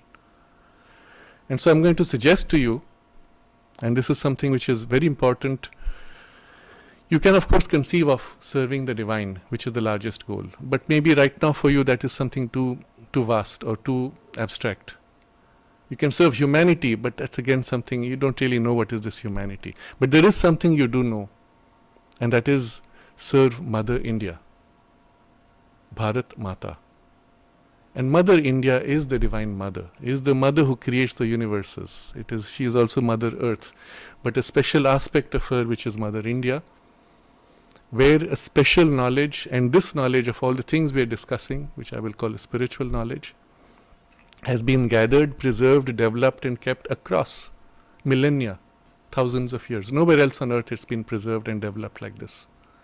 And although there's a lot of mixture and confusion in all this, what passes under spirituality, everywhere today there's confusion. Still, the body of knowledge and the particular methods and approaches by which you can attain to your deepest satisfaction and perfection, and for the whole nation to rise and wake up, and for all humanity to grow, that knowledge is preserved and is transmitted. And what we are sharing is just a tiny part of that here. But a part that should be for you applicable and real now as you are today. But which will also be applicable through the rest of your life. It's not knowledge which will ever become old. Because the same thing, the same discussion, you can have 10 years from now, it will be as valuable, even though you'll be a different person. You'll have it 30 years from now, it'll be as valuable, even though you'll be a different person. That's why it's eternal knowledge, it's lasting. And this is spiritual knowledge. That's why we call it Vidya. So this Mother India is the Divine Mother, and when you turn to her in service to her, the satisfaction you have is that much larger. In fact, with Mother India, you're also touching Mother Earth and the Divine Mother. So although this is an accessible frame to which you serve, it opens you to something which is infinite. And so my last suggestion will be this, that you set as your goal in your development, for what are you doing all this? Yes, for yourself, but that's too small a vessel. Your own growth you dedicate to the larger fulfillment of Mother India and her awakening and her mission in the world. And with that is the centuries and aeonic cycles of human evolution and the whole of the universe, because in your lifetime we will come to know of other species from other planets and other beings. They too have their own spiritual lives. They also are like us. They grow like us. They go through the same difficulties. In your lifetime, we will have this interaction. It will take place very soon. And you will realize that the whole universe is home for the children of the Divine Mother that we all are as beings. And your fulfillment of your life will serve this large evolution of all humanity, but also of all the universe. And I'm going to read from a passage of Sri Aurobindo. It's a message he gave to students of the Baroda College, the National College, when they completed their Bengal National College, when they completed their education. And I'll read from there. He says, "When we established this college," and you think of this now for Jaipuria school when you read this, "when we established this college and left other occupation, other chances of life, to devote our lives to this institution, we did so because we hoped to see in it the foundation, the nucleus of a nation, of the new India, which is to begin its career after this night of sorrow and trouble. On that day of glory and greatness when India will work for the world." Remember, Sri Aurobindo wrote this more than 100 years ago. Today we are seeing the beginnings of this, of India working for the glory of the world. We are beginning to see this. And in your lifetimes you will have the privilege to see this and have the privilege of participating in this. So I continue with the text. On that day of glory and greatness when India will work for the world. What we want here is not merely to give you a little information, not merely to open to you careers for earning a livelihood, but to build up sons for the motherland to work and to suffer for her. That is why we started this college, and that is the work to which I want you to devote yourselves in future. Then he writes, "What has been insufficiently and imperfectly begun by us, it is for you to complete and lead to perfection. When I come back," Sri Aurobindo writes, and take it as his words to you, "I wish to see some of you becoming rich, rich not for yourselves, but that you may enrich the mother with your riches. I wish to see some of you becoming great, great not for your own sakes, not that you may satisfy your own vanity, but great for her, to make India great, to enable her to stand up with head erect among the nations of the earth, as she did in days of yore when the world looked up to her for light. Even those who will remain poor and obscure, I want to see their very poverty and obscurity devoted to the motherland, Think about this. Even if you are in a situation of difficulty of some kind, dedicate that to the Divine Mother, to Mother India. There are times in a nation's history when Providence places before it one work, one aim, to which everything else, however high and noble in itself, has to be sacrificed. Such a time has now arrived for our motherland, when nothing is dearer than her service, when everything else is to be directed to that end. If you will study, study for her sake. Train yourselves, body and mind and soul, for her service. You will earn your living that you may live for her sake. You will go abroad to foreign lands that you may bring back knowledge with which you may do service to her. Work that she may prosper. Suffer that she may rejoice. All is contained in that one single advice. So I pause here from the text that Sri Aurobindo wrote, because this is the broad sense of the vision for what you dedicate your lives. What you work for yourself, what you grow into, we have discussed. What you dedicate it to is this much larger vision and cause. And through India, through her awakening, through her growth and leadership, you will serve the world. And you will serve all that lives, all that exists in the whole universe. So this is the broad sense that I want to give to the theme that we have set, discovering the aim of life. I have not gone into specifics of forms, though that was indicated right at the beginning. But I've kept this broad sense of purpose and what you need to do to make this possible and effective. I've tried to make it very practical, though, with all the pointers I've given of the things you can do and you should do, without limiting it in any way. So I would suggest for those of you who like, you may want to re-hear this a few times to fully embody, and perhaps 10 years from now hear it once again, and you'll find it will make even more sense, because you will have understood yourself better and your life and the world even better. Thank you. That is all I want to share today. Thank you so much. Namaste.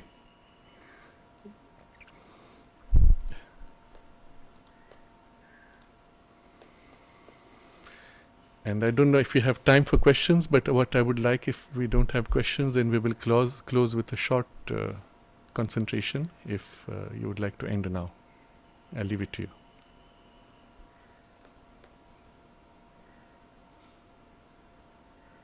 I cannot hear. The voice is muted.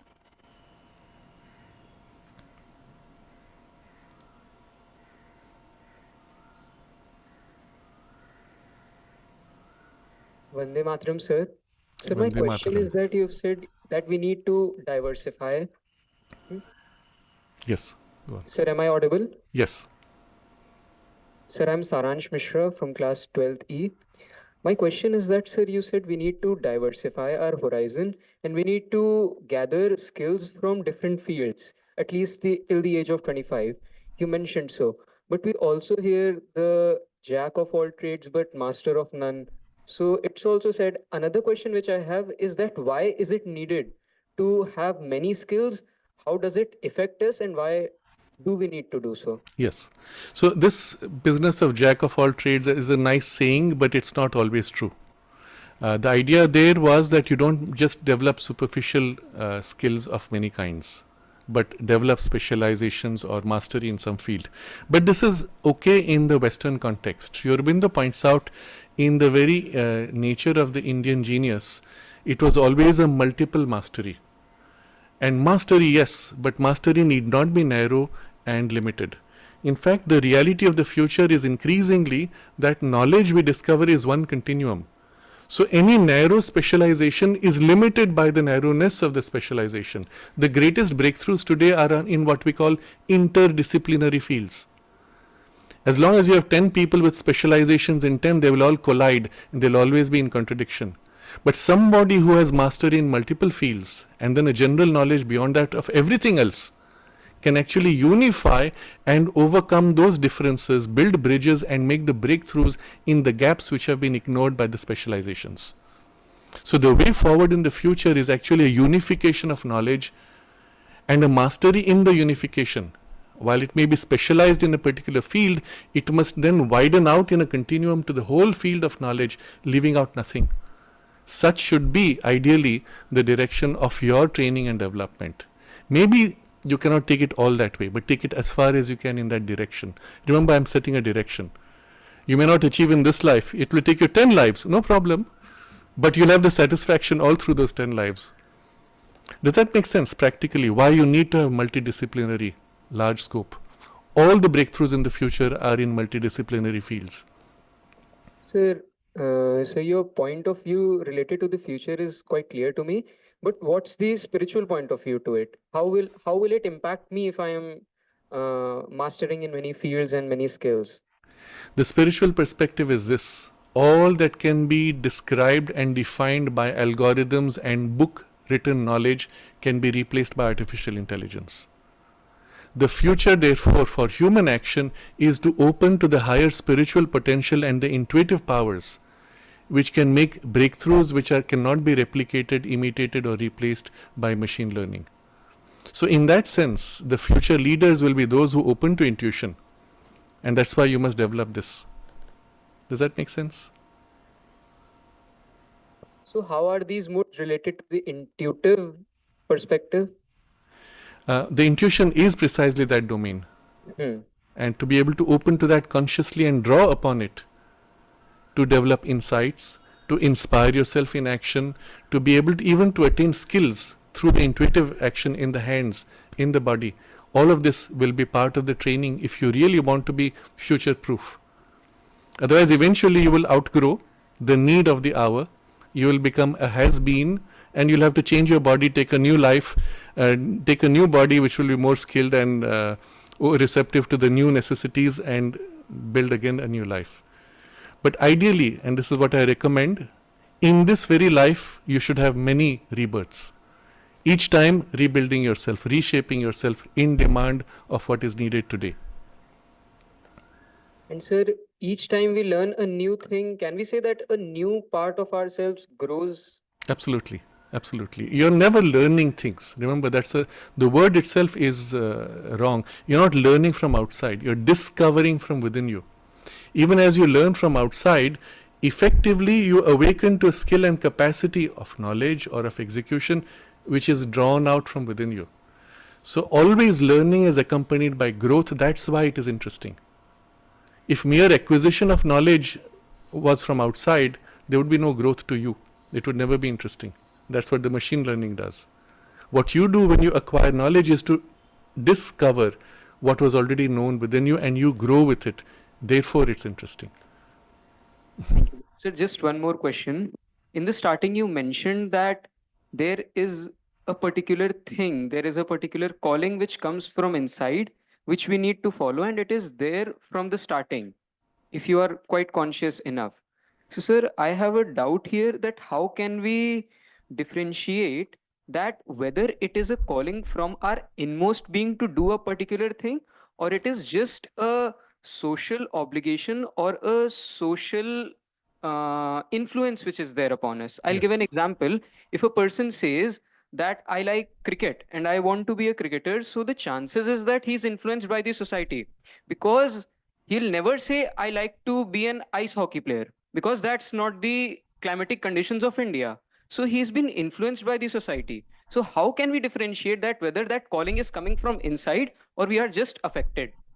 So very clearly, the calling from within will rarely be bound to an external form.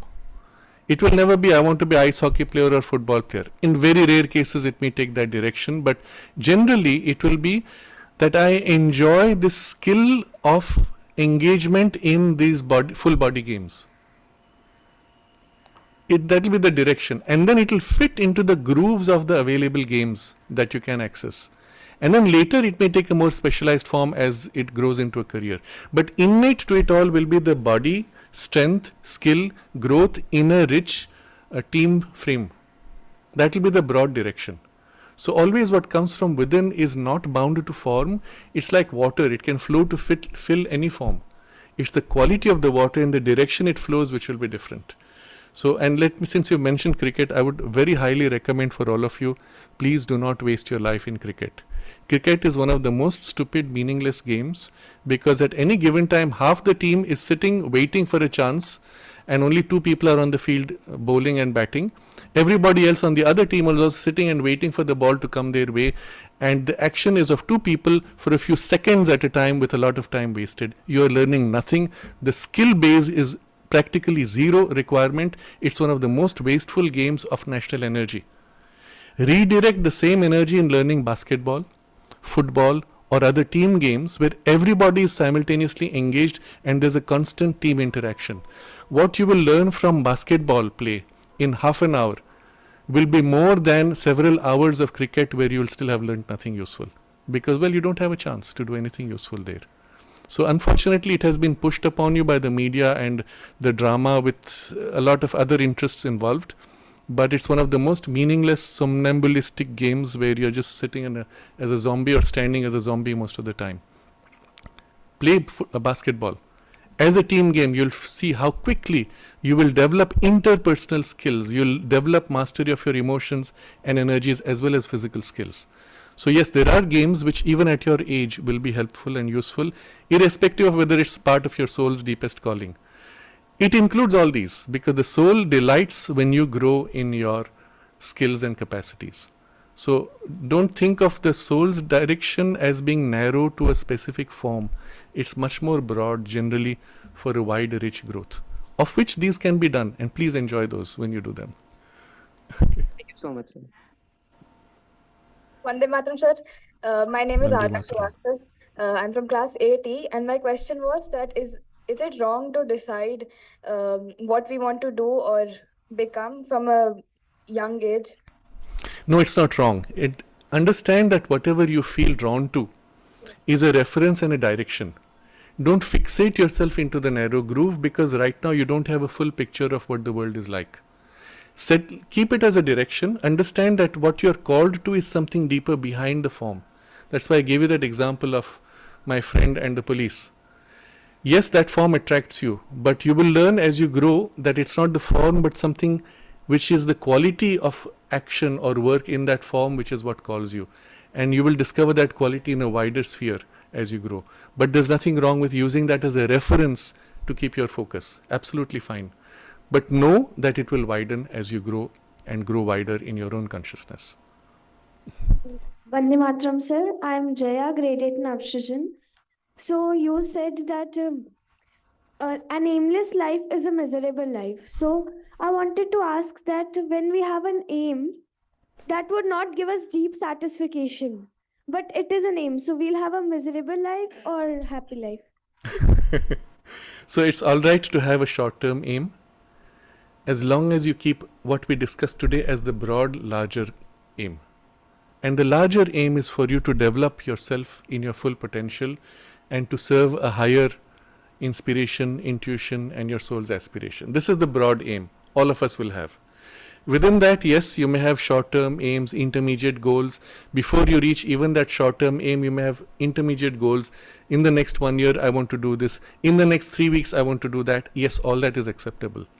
And they all set the pace broadly in the direction of your aim. They are all involved with developing your capacities, your skills, your plasticity, your intelligence, your strength, etc. So all those are good. But you must be conscious these are intermediate goals. Your life will not stop when you reach there and say, now I have nothing more to do, isn't it? So yes, please use intermediate goals, and they're very useful as references, and that's why we have competitions. You see, when you have a competition and you're running together, competing with each other, the goal is to get to that finishing line of 100 meters first. Yes, very good. But you don't define yourself based on how well you did there. You don't define yourself based on whether you reached it or did not reach it, isn't it? It's a means, it's an aid to focus your energies. So please use all kinds of intermediate goals, but they are not your ultimate life goals.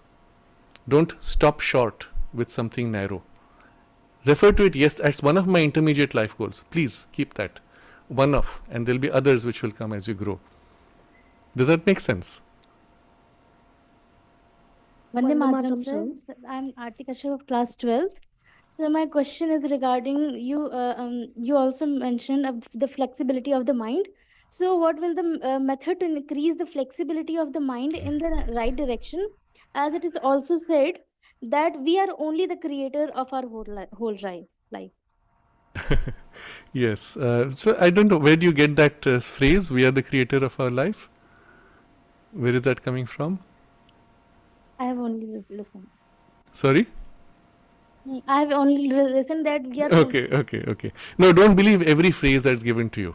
Or the phrase may have a truth, but it may be a partial truth.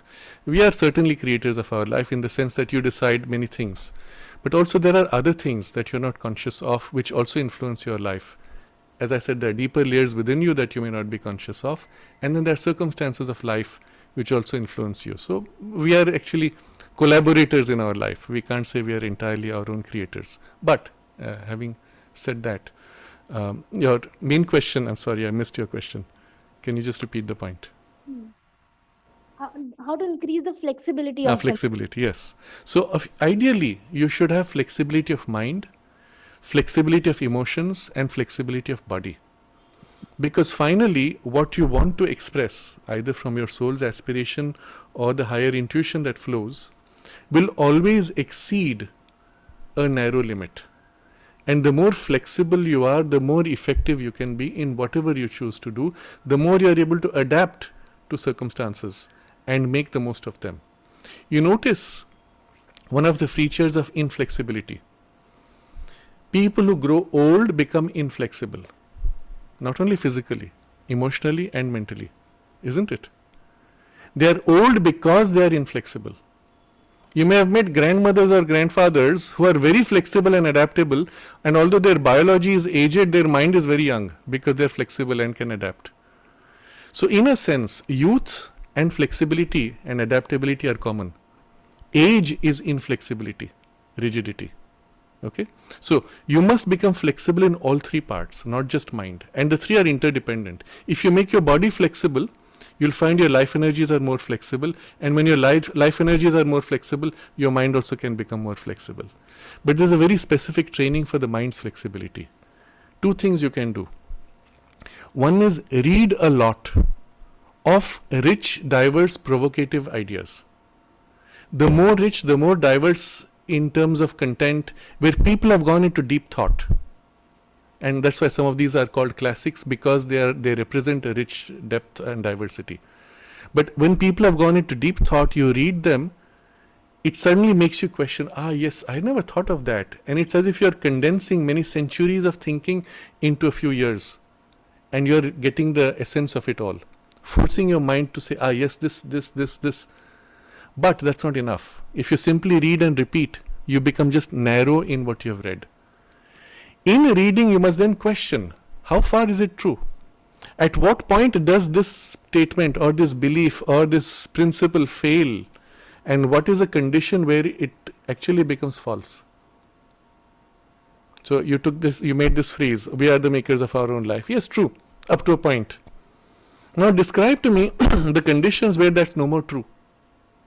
Where you actually cannot define or determine your own direction of life and form of life, and observe all that. Now you'll find you have a certain insight, and then you find its contradictions, its limits, and then you find even a contradictory statement. Can you now widen your perspective in which you can include both of these to become a complete vision? Now your mind will widen, it will become flexible.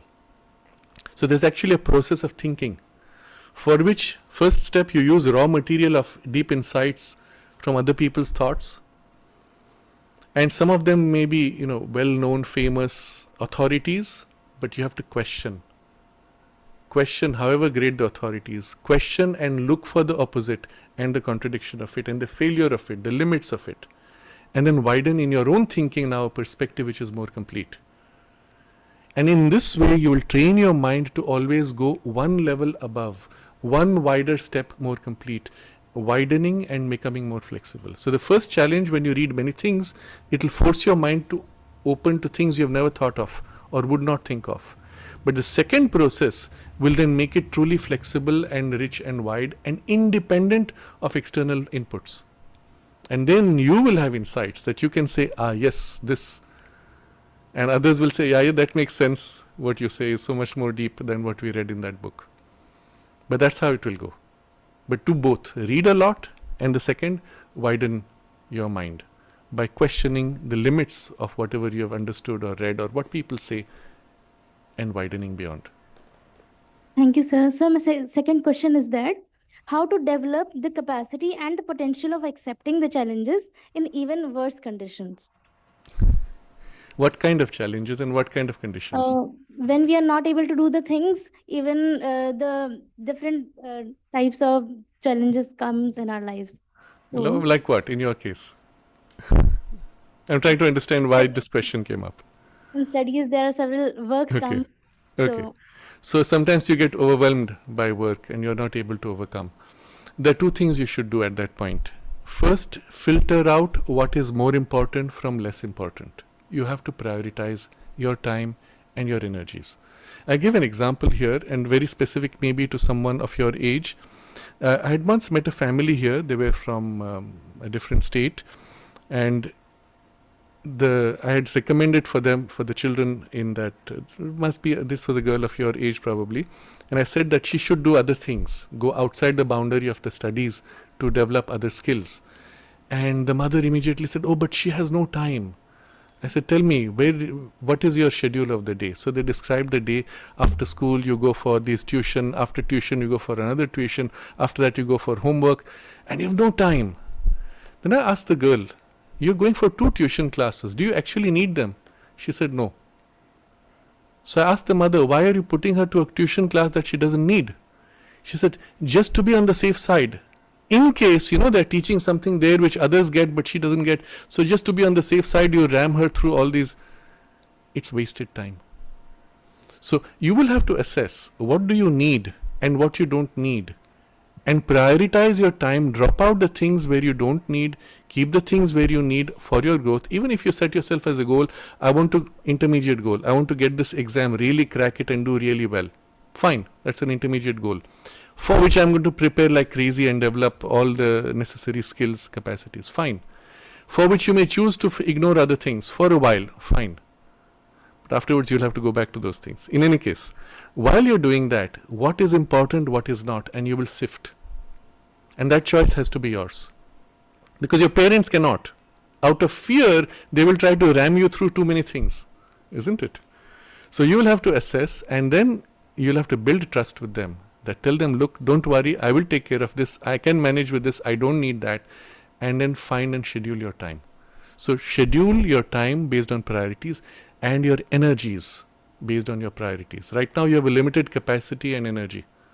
So prioritize, do the things which are most important first, and then fill in the time of the other things with the less important things. And I'm not saying you should deny anything which you find useful or helpful, but prioritize them only. Thank you so much, sir.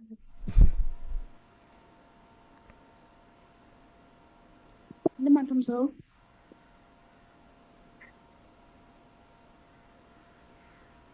Vande Mataram, sir. Vande Mataram. Sir, you've talked about higher intuition. So I just wanted to know a few ways where we can open up to our higher intuition. We can actually realize it, manifest it into our lives. Yes. There's actually a whole training program that you can follow, of which the first step is to train your mind to become absolutely quiet.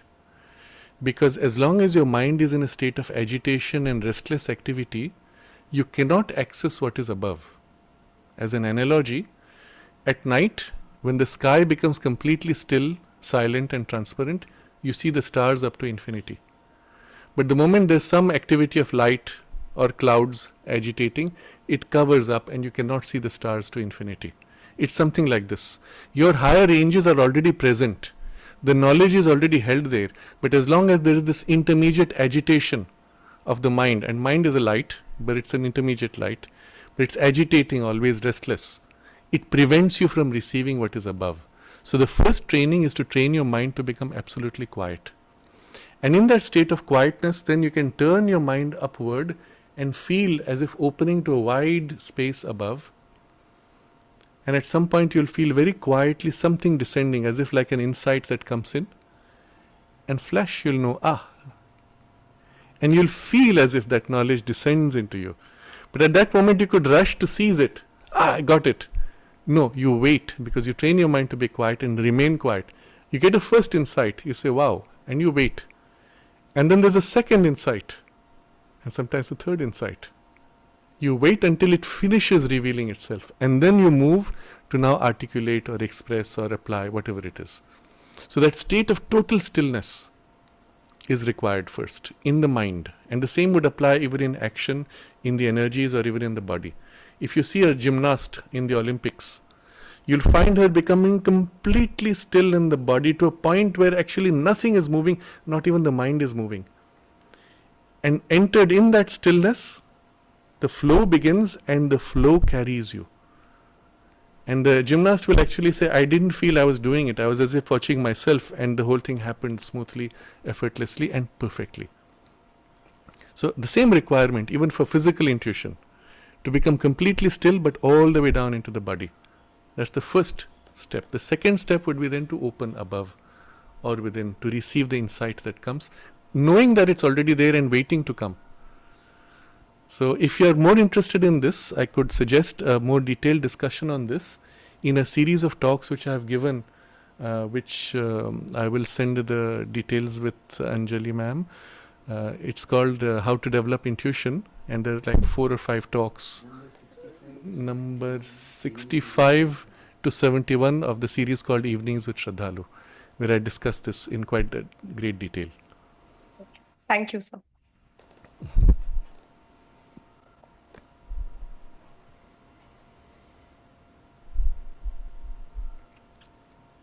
Thank you so much. Anyone who's Dr. asking? Huda. We I- close. I for have a today. question. We close for today. I want to ask a Oh, question. sorry. Okay. So, can I ask a question? Yes, surely, of We course. have time. Okay. So, you see, this being a school, or for that matter, every educational institution, that will always have some parameters for the children to be able to choose certain subjects. And somehow, our society is such that there is still a leaning towards science and Yes. maths. Career based. Yes, career Yes. based. Now, as a school, it's like, how do we handle this? Should we allow a child to just take whatever the child wishes? If the child is not listening to the counseling, which the school feels, if the school feels a certain stream is apt for the child, but the child does not want to adapt to that, Mhm. should the school decide or should the child decide? What should we do? I would suggest that you let the child decide first, and then Yes. observe what happens. If at some point you see that that's working out and the child is in some way flowering, let that happen. The counselors generally think in terms of career and try to slot you based on your aptitudes, when in fact you are at an age when your flower is still blooming. The petals are opening. 1 or 2 petals have opened. You can't say, now because those 2 petals are opened for the rest of your life, you will go only in that direction. You have to wait to allow the whole fullness of the flowers to open. That's why I gave age 25 as your reference. But even if you take 18 or 20 or 21 as your reference, all your children are still too young to be given a specialization. And if the child has a strong urge to go in a particular direction, allow them and observe. If you find them flowering in that field, in that activity, in that interaction, they're just happy doing it, let it happen. Once that is fulfilled, you can slowly suggest to them to do something more in the direction that you think will be helpful, and without pushing it too hard, or which is the greater skill, but it demands skill from your teachers, in the scope of that activity, widen it to include the other dimension. Let's say the child likes to draw and paint. Allow the child this. After a certain point, you say, shall we use some of the artistic tools available on the tablet or computer screen, where you can do so many things which you can't do with color? And it's still in the domain of the artistic expression, but now in a more technically demanding space. And with that, you have, so to say, brought in the technical training in a domain which should have been otherwise purely artistic. Or in the art itself, how do you draw perspectives? How do you show different angles? and play with that, and there's a mathematics involved. Without going too much into the numbering, just the geometrical aspect of the maths can be introduced slowly as part of the art. Or the other way, if this child is only interested in the scientific or technical programming, you start with the programming, and then from there, can you use the programming skills to widen out into a more artistic space? And so it's the skill, because this is always possible between any subject, it's the skill of the teacher how you can slant from one to include the other and thereby widen out. So you use the specialized subject of the child's interest as a window to broaden out. That would be ideally the way to do. But your first question about career interests, see, there's a truth to it, that many will go to what they are told, or the parents will say, this is better for your career. That's fine. But there's also a truth to it that the future is becoming more and more based in the tools that computers and artificial intelligence are giving us. So familiarity with those tools will be helpful for everybody irrespective. So the skill will be again for the teacher. All right, we will use computers, but then since you are more interested in that field, or you have an aptitude in that other area, can we blend these two somehow? And even through computers turn to whatever specializations. Not everyone, for example, will be as interested or skilled in computer programming. But sometimes I say precisely because you can't do it, that you should do it to develop or open that field or that aspect or that faculty. But that comes at a later age generally. That's when you can force it a little. At the younger age, you just allow them to bloom without any pressure. Typically, I will say up to the age of 10, 11, even up to 12, depending on the maturity of the child, just let them bloom freely. They will find their own way by giving them access to the variations, the kinds that I am discussing.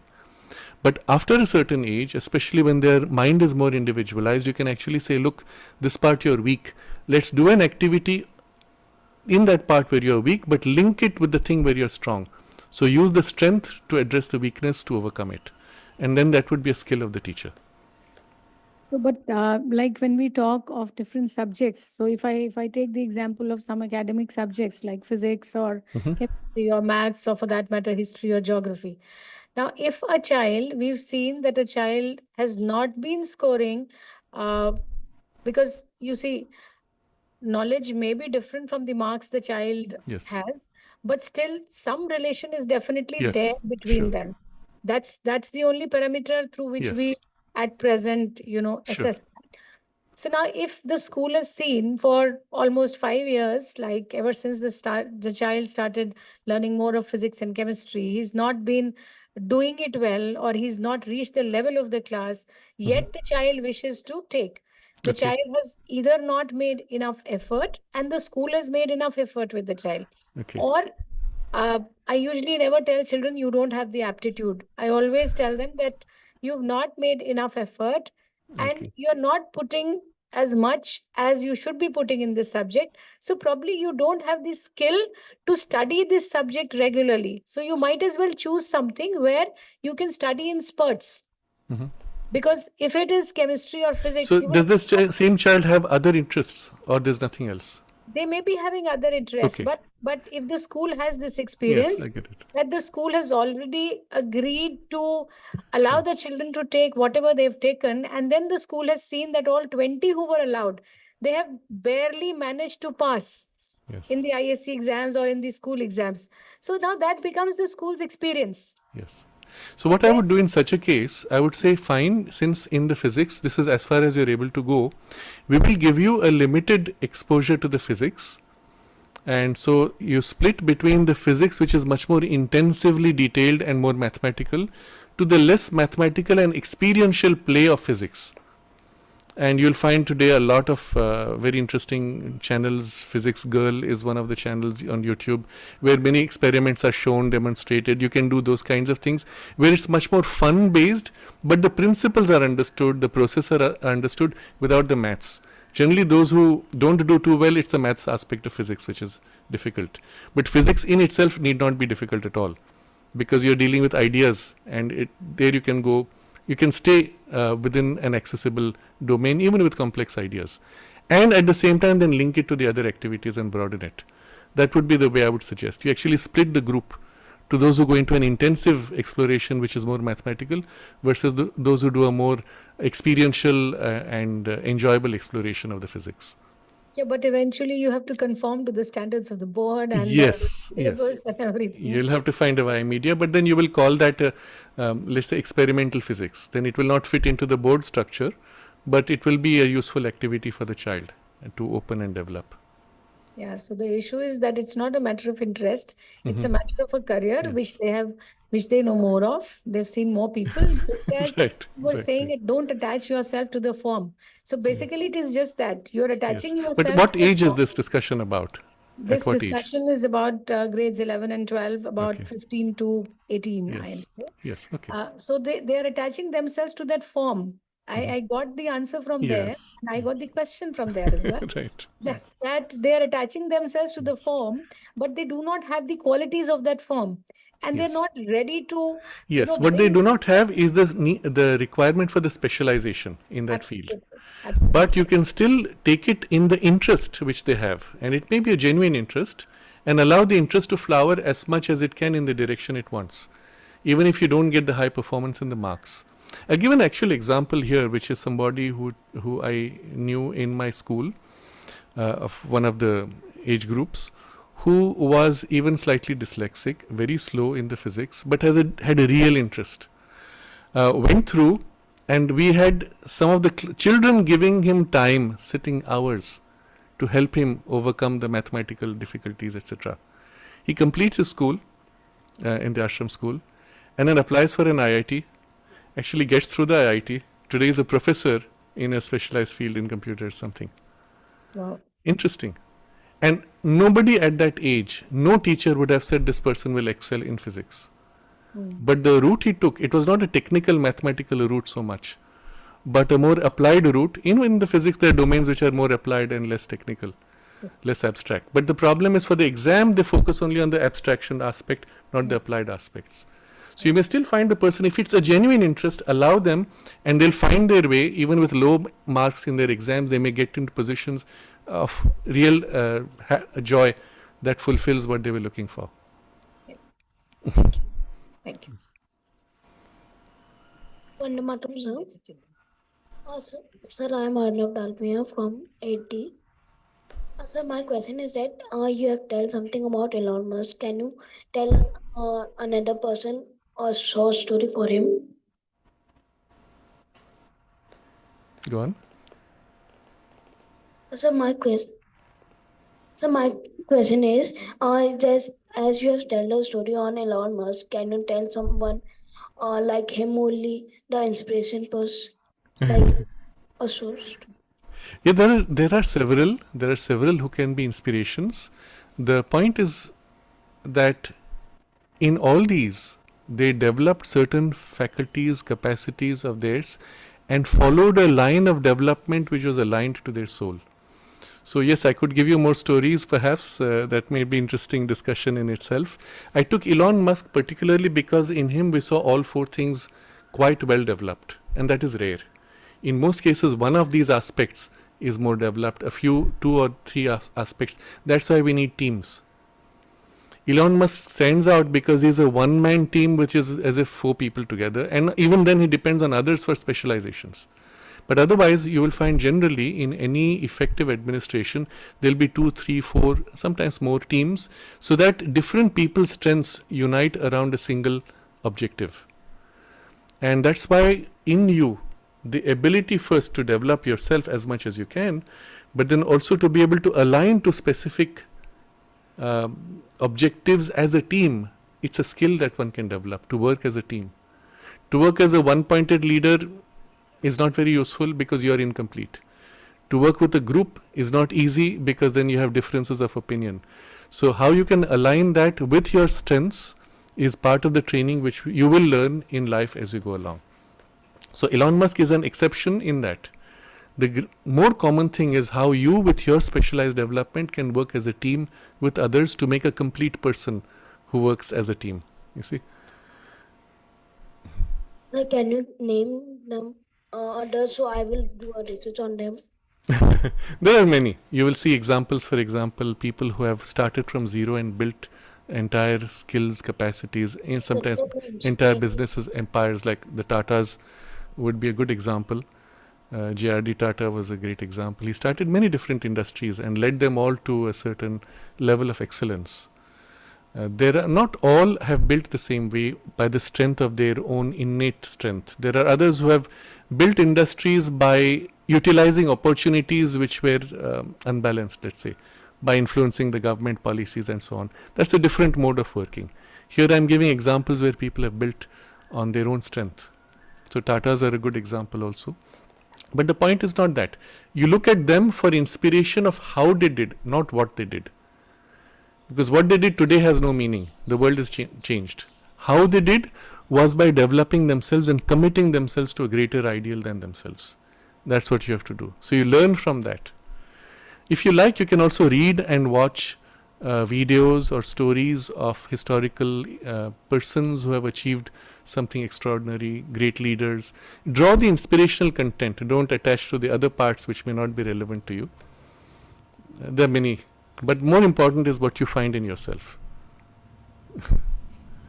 Thank you, Sraddhalu. We can close. Yes. Very well. Shall we close with a short concentration? Yes. I would like all of you to review, dwell upon what we discussed, and so to say, imbibe, absorb, assimilate. Let it be your aspiration, your discovery, your knowledge, not something I told. When I spoke, if you felt a deep resonance in your heart, in your mind, somewhere in some part of you that said, yes, this is true. I know it is true. Catch that part where you know it is true. Hold that, stay with that, and then let that unfold. What I have shared is not mine. It's something you already know deep within. And if I have conveyed it in a certain way, it has helped to awaken what you already knew. Now it's your knowledge, and it's for you to realize and fulfill that potential which is within you. So hold this within yourself. We'll stay in concentration and also consciously dedicate ourselves, our lives in service of the Divine Mother, and especially in her form as Mother India, as Bharat Mata, in whose service we put our lives.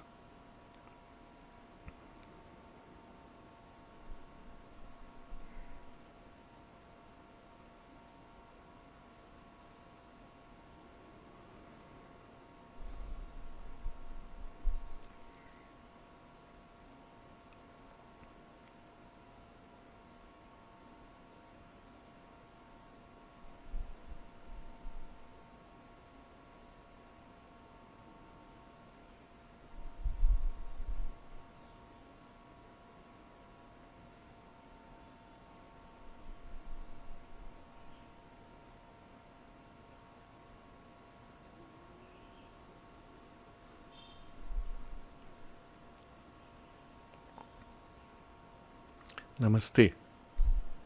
Thank you so much, Sraddhalu. I'm so grateful. We are all so grateful to you.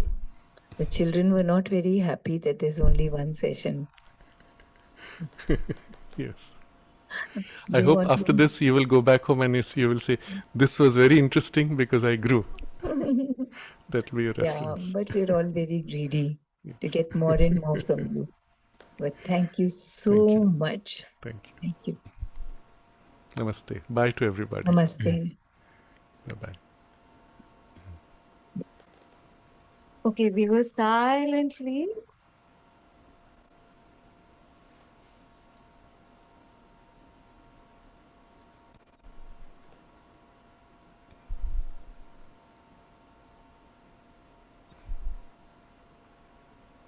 When can we get another session from you?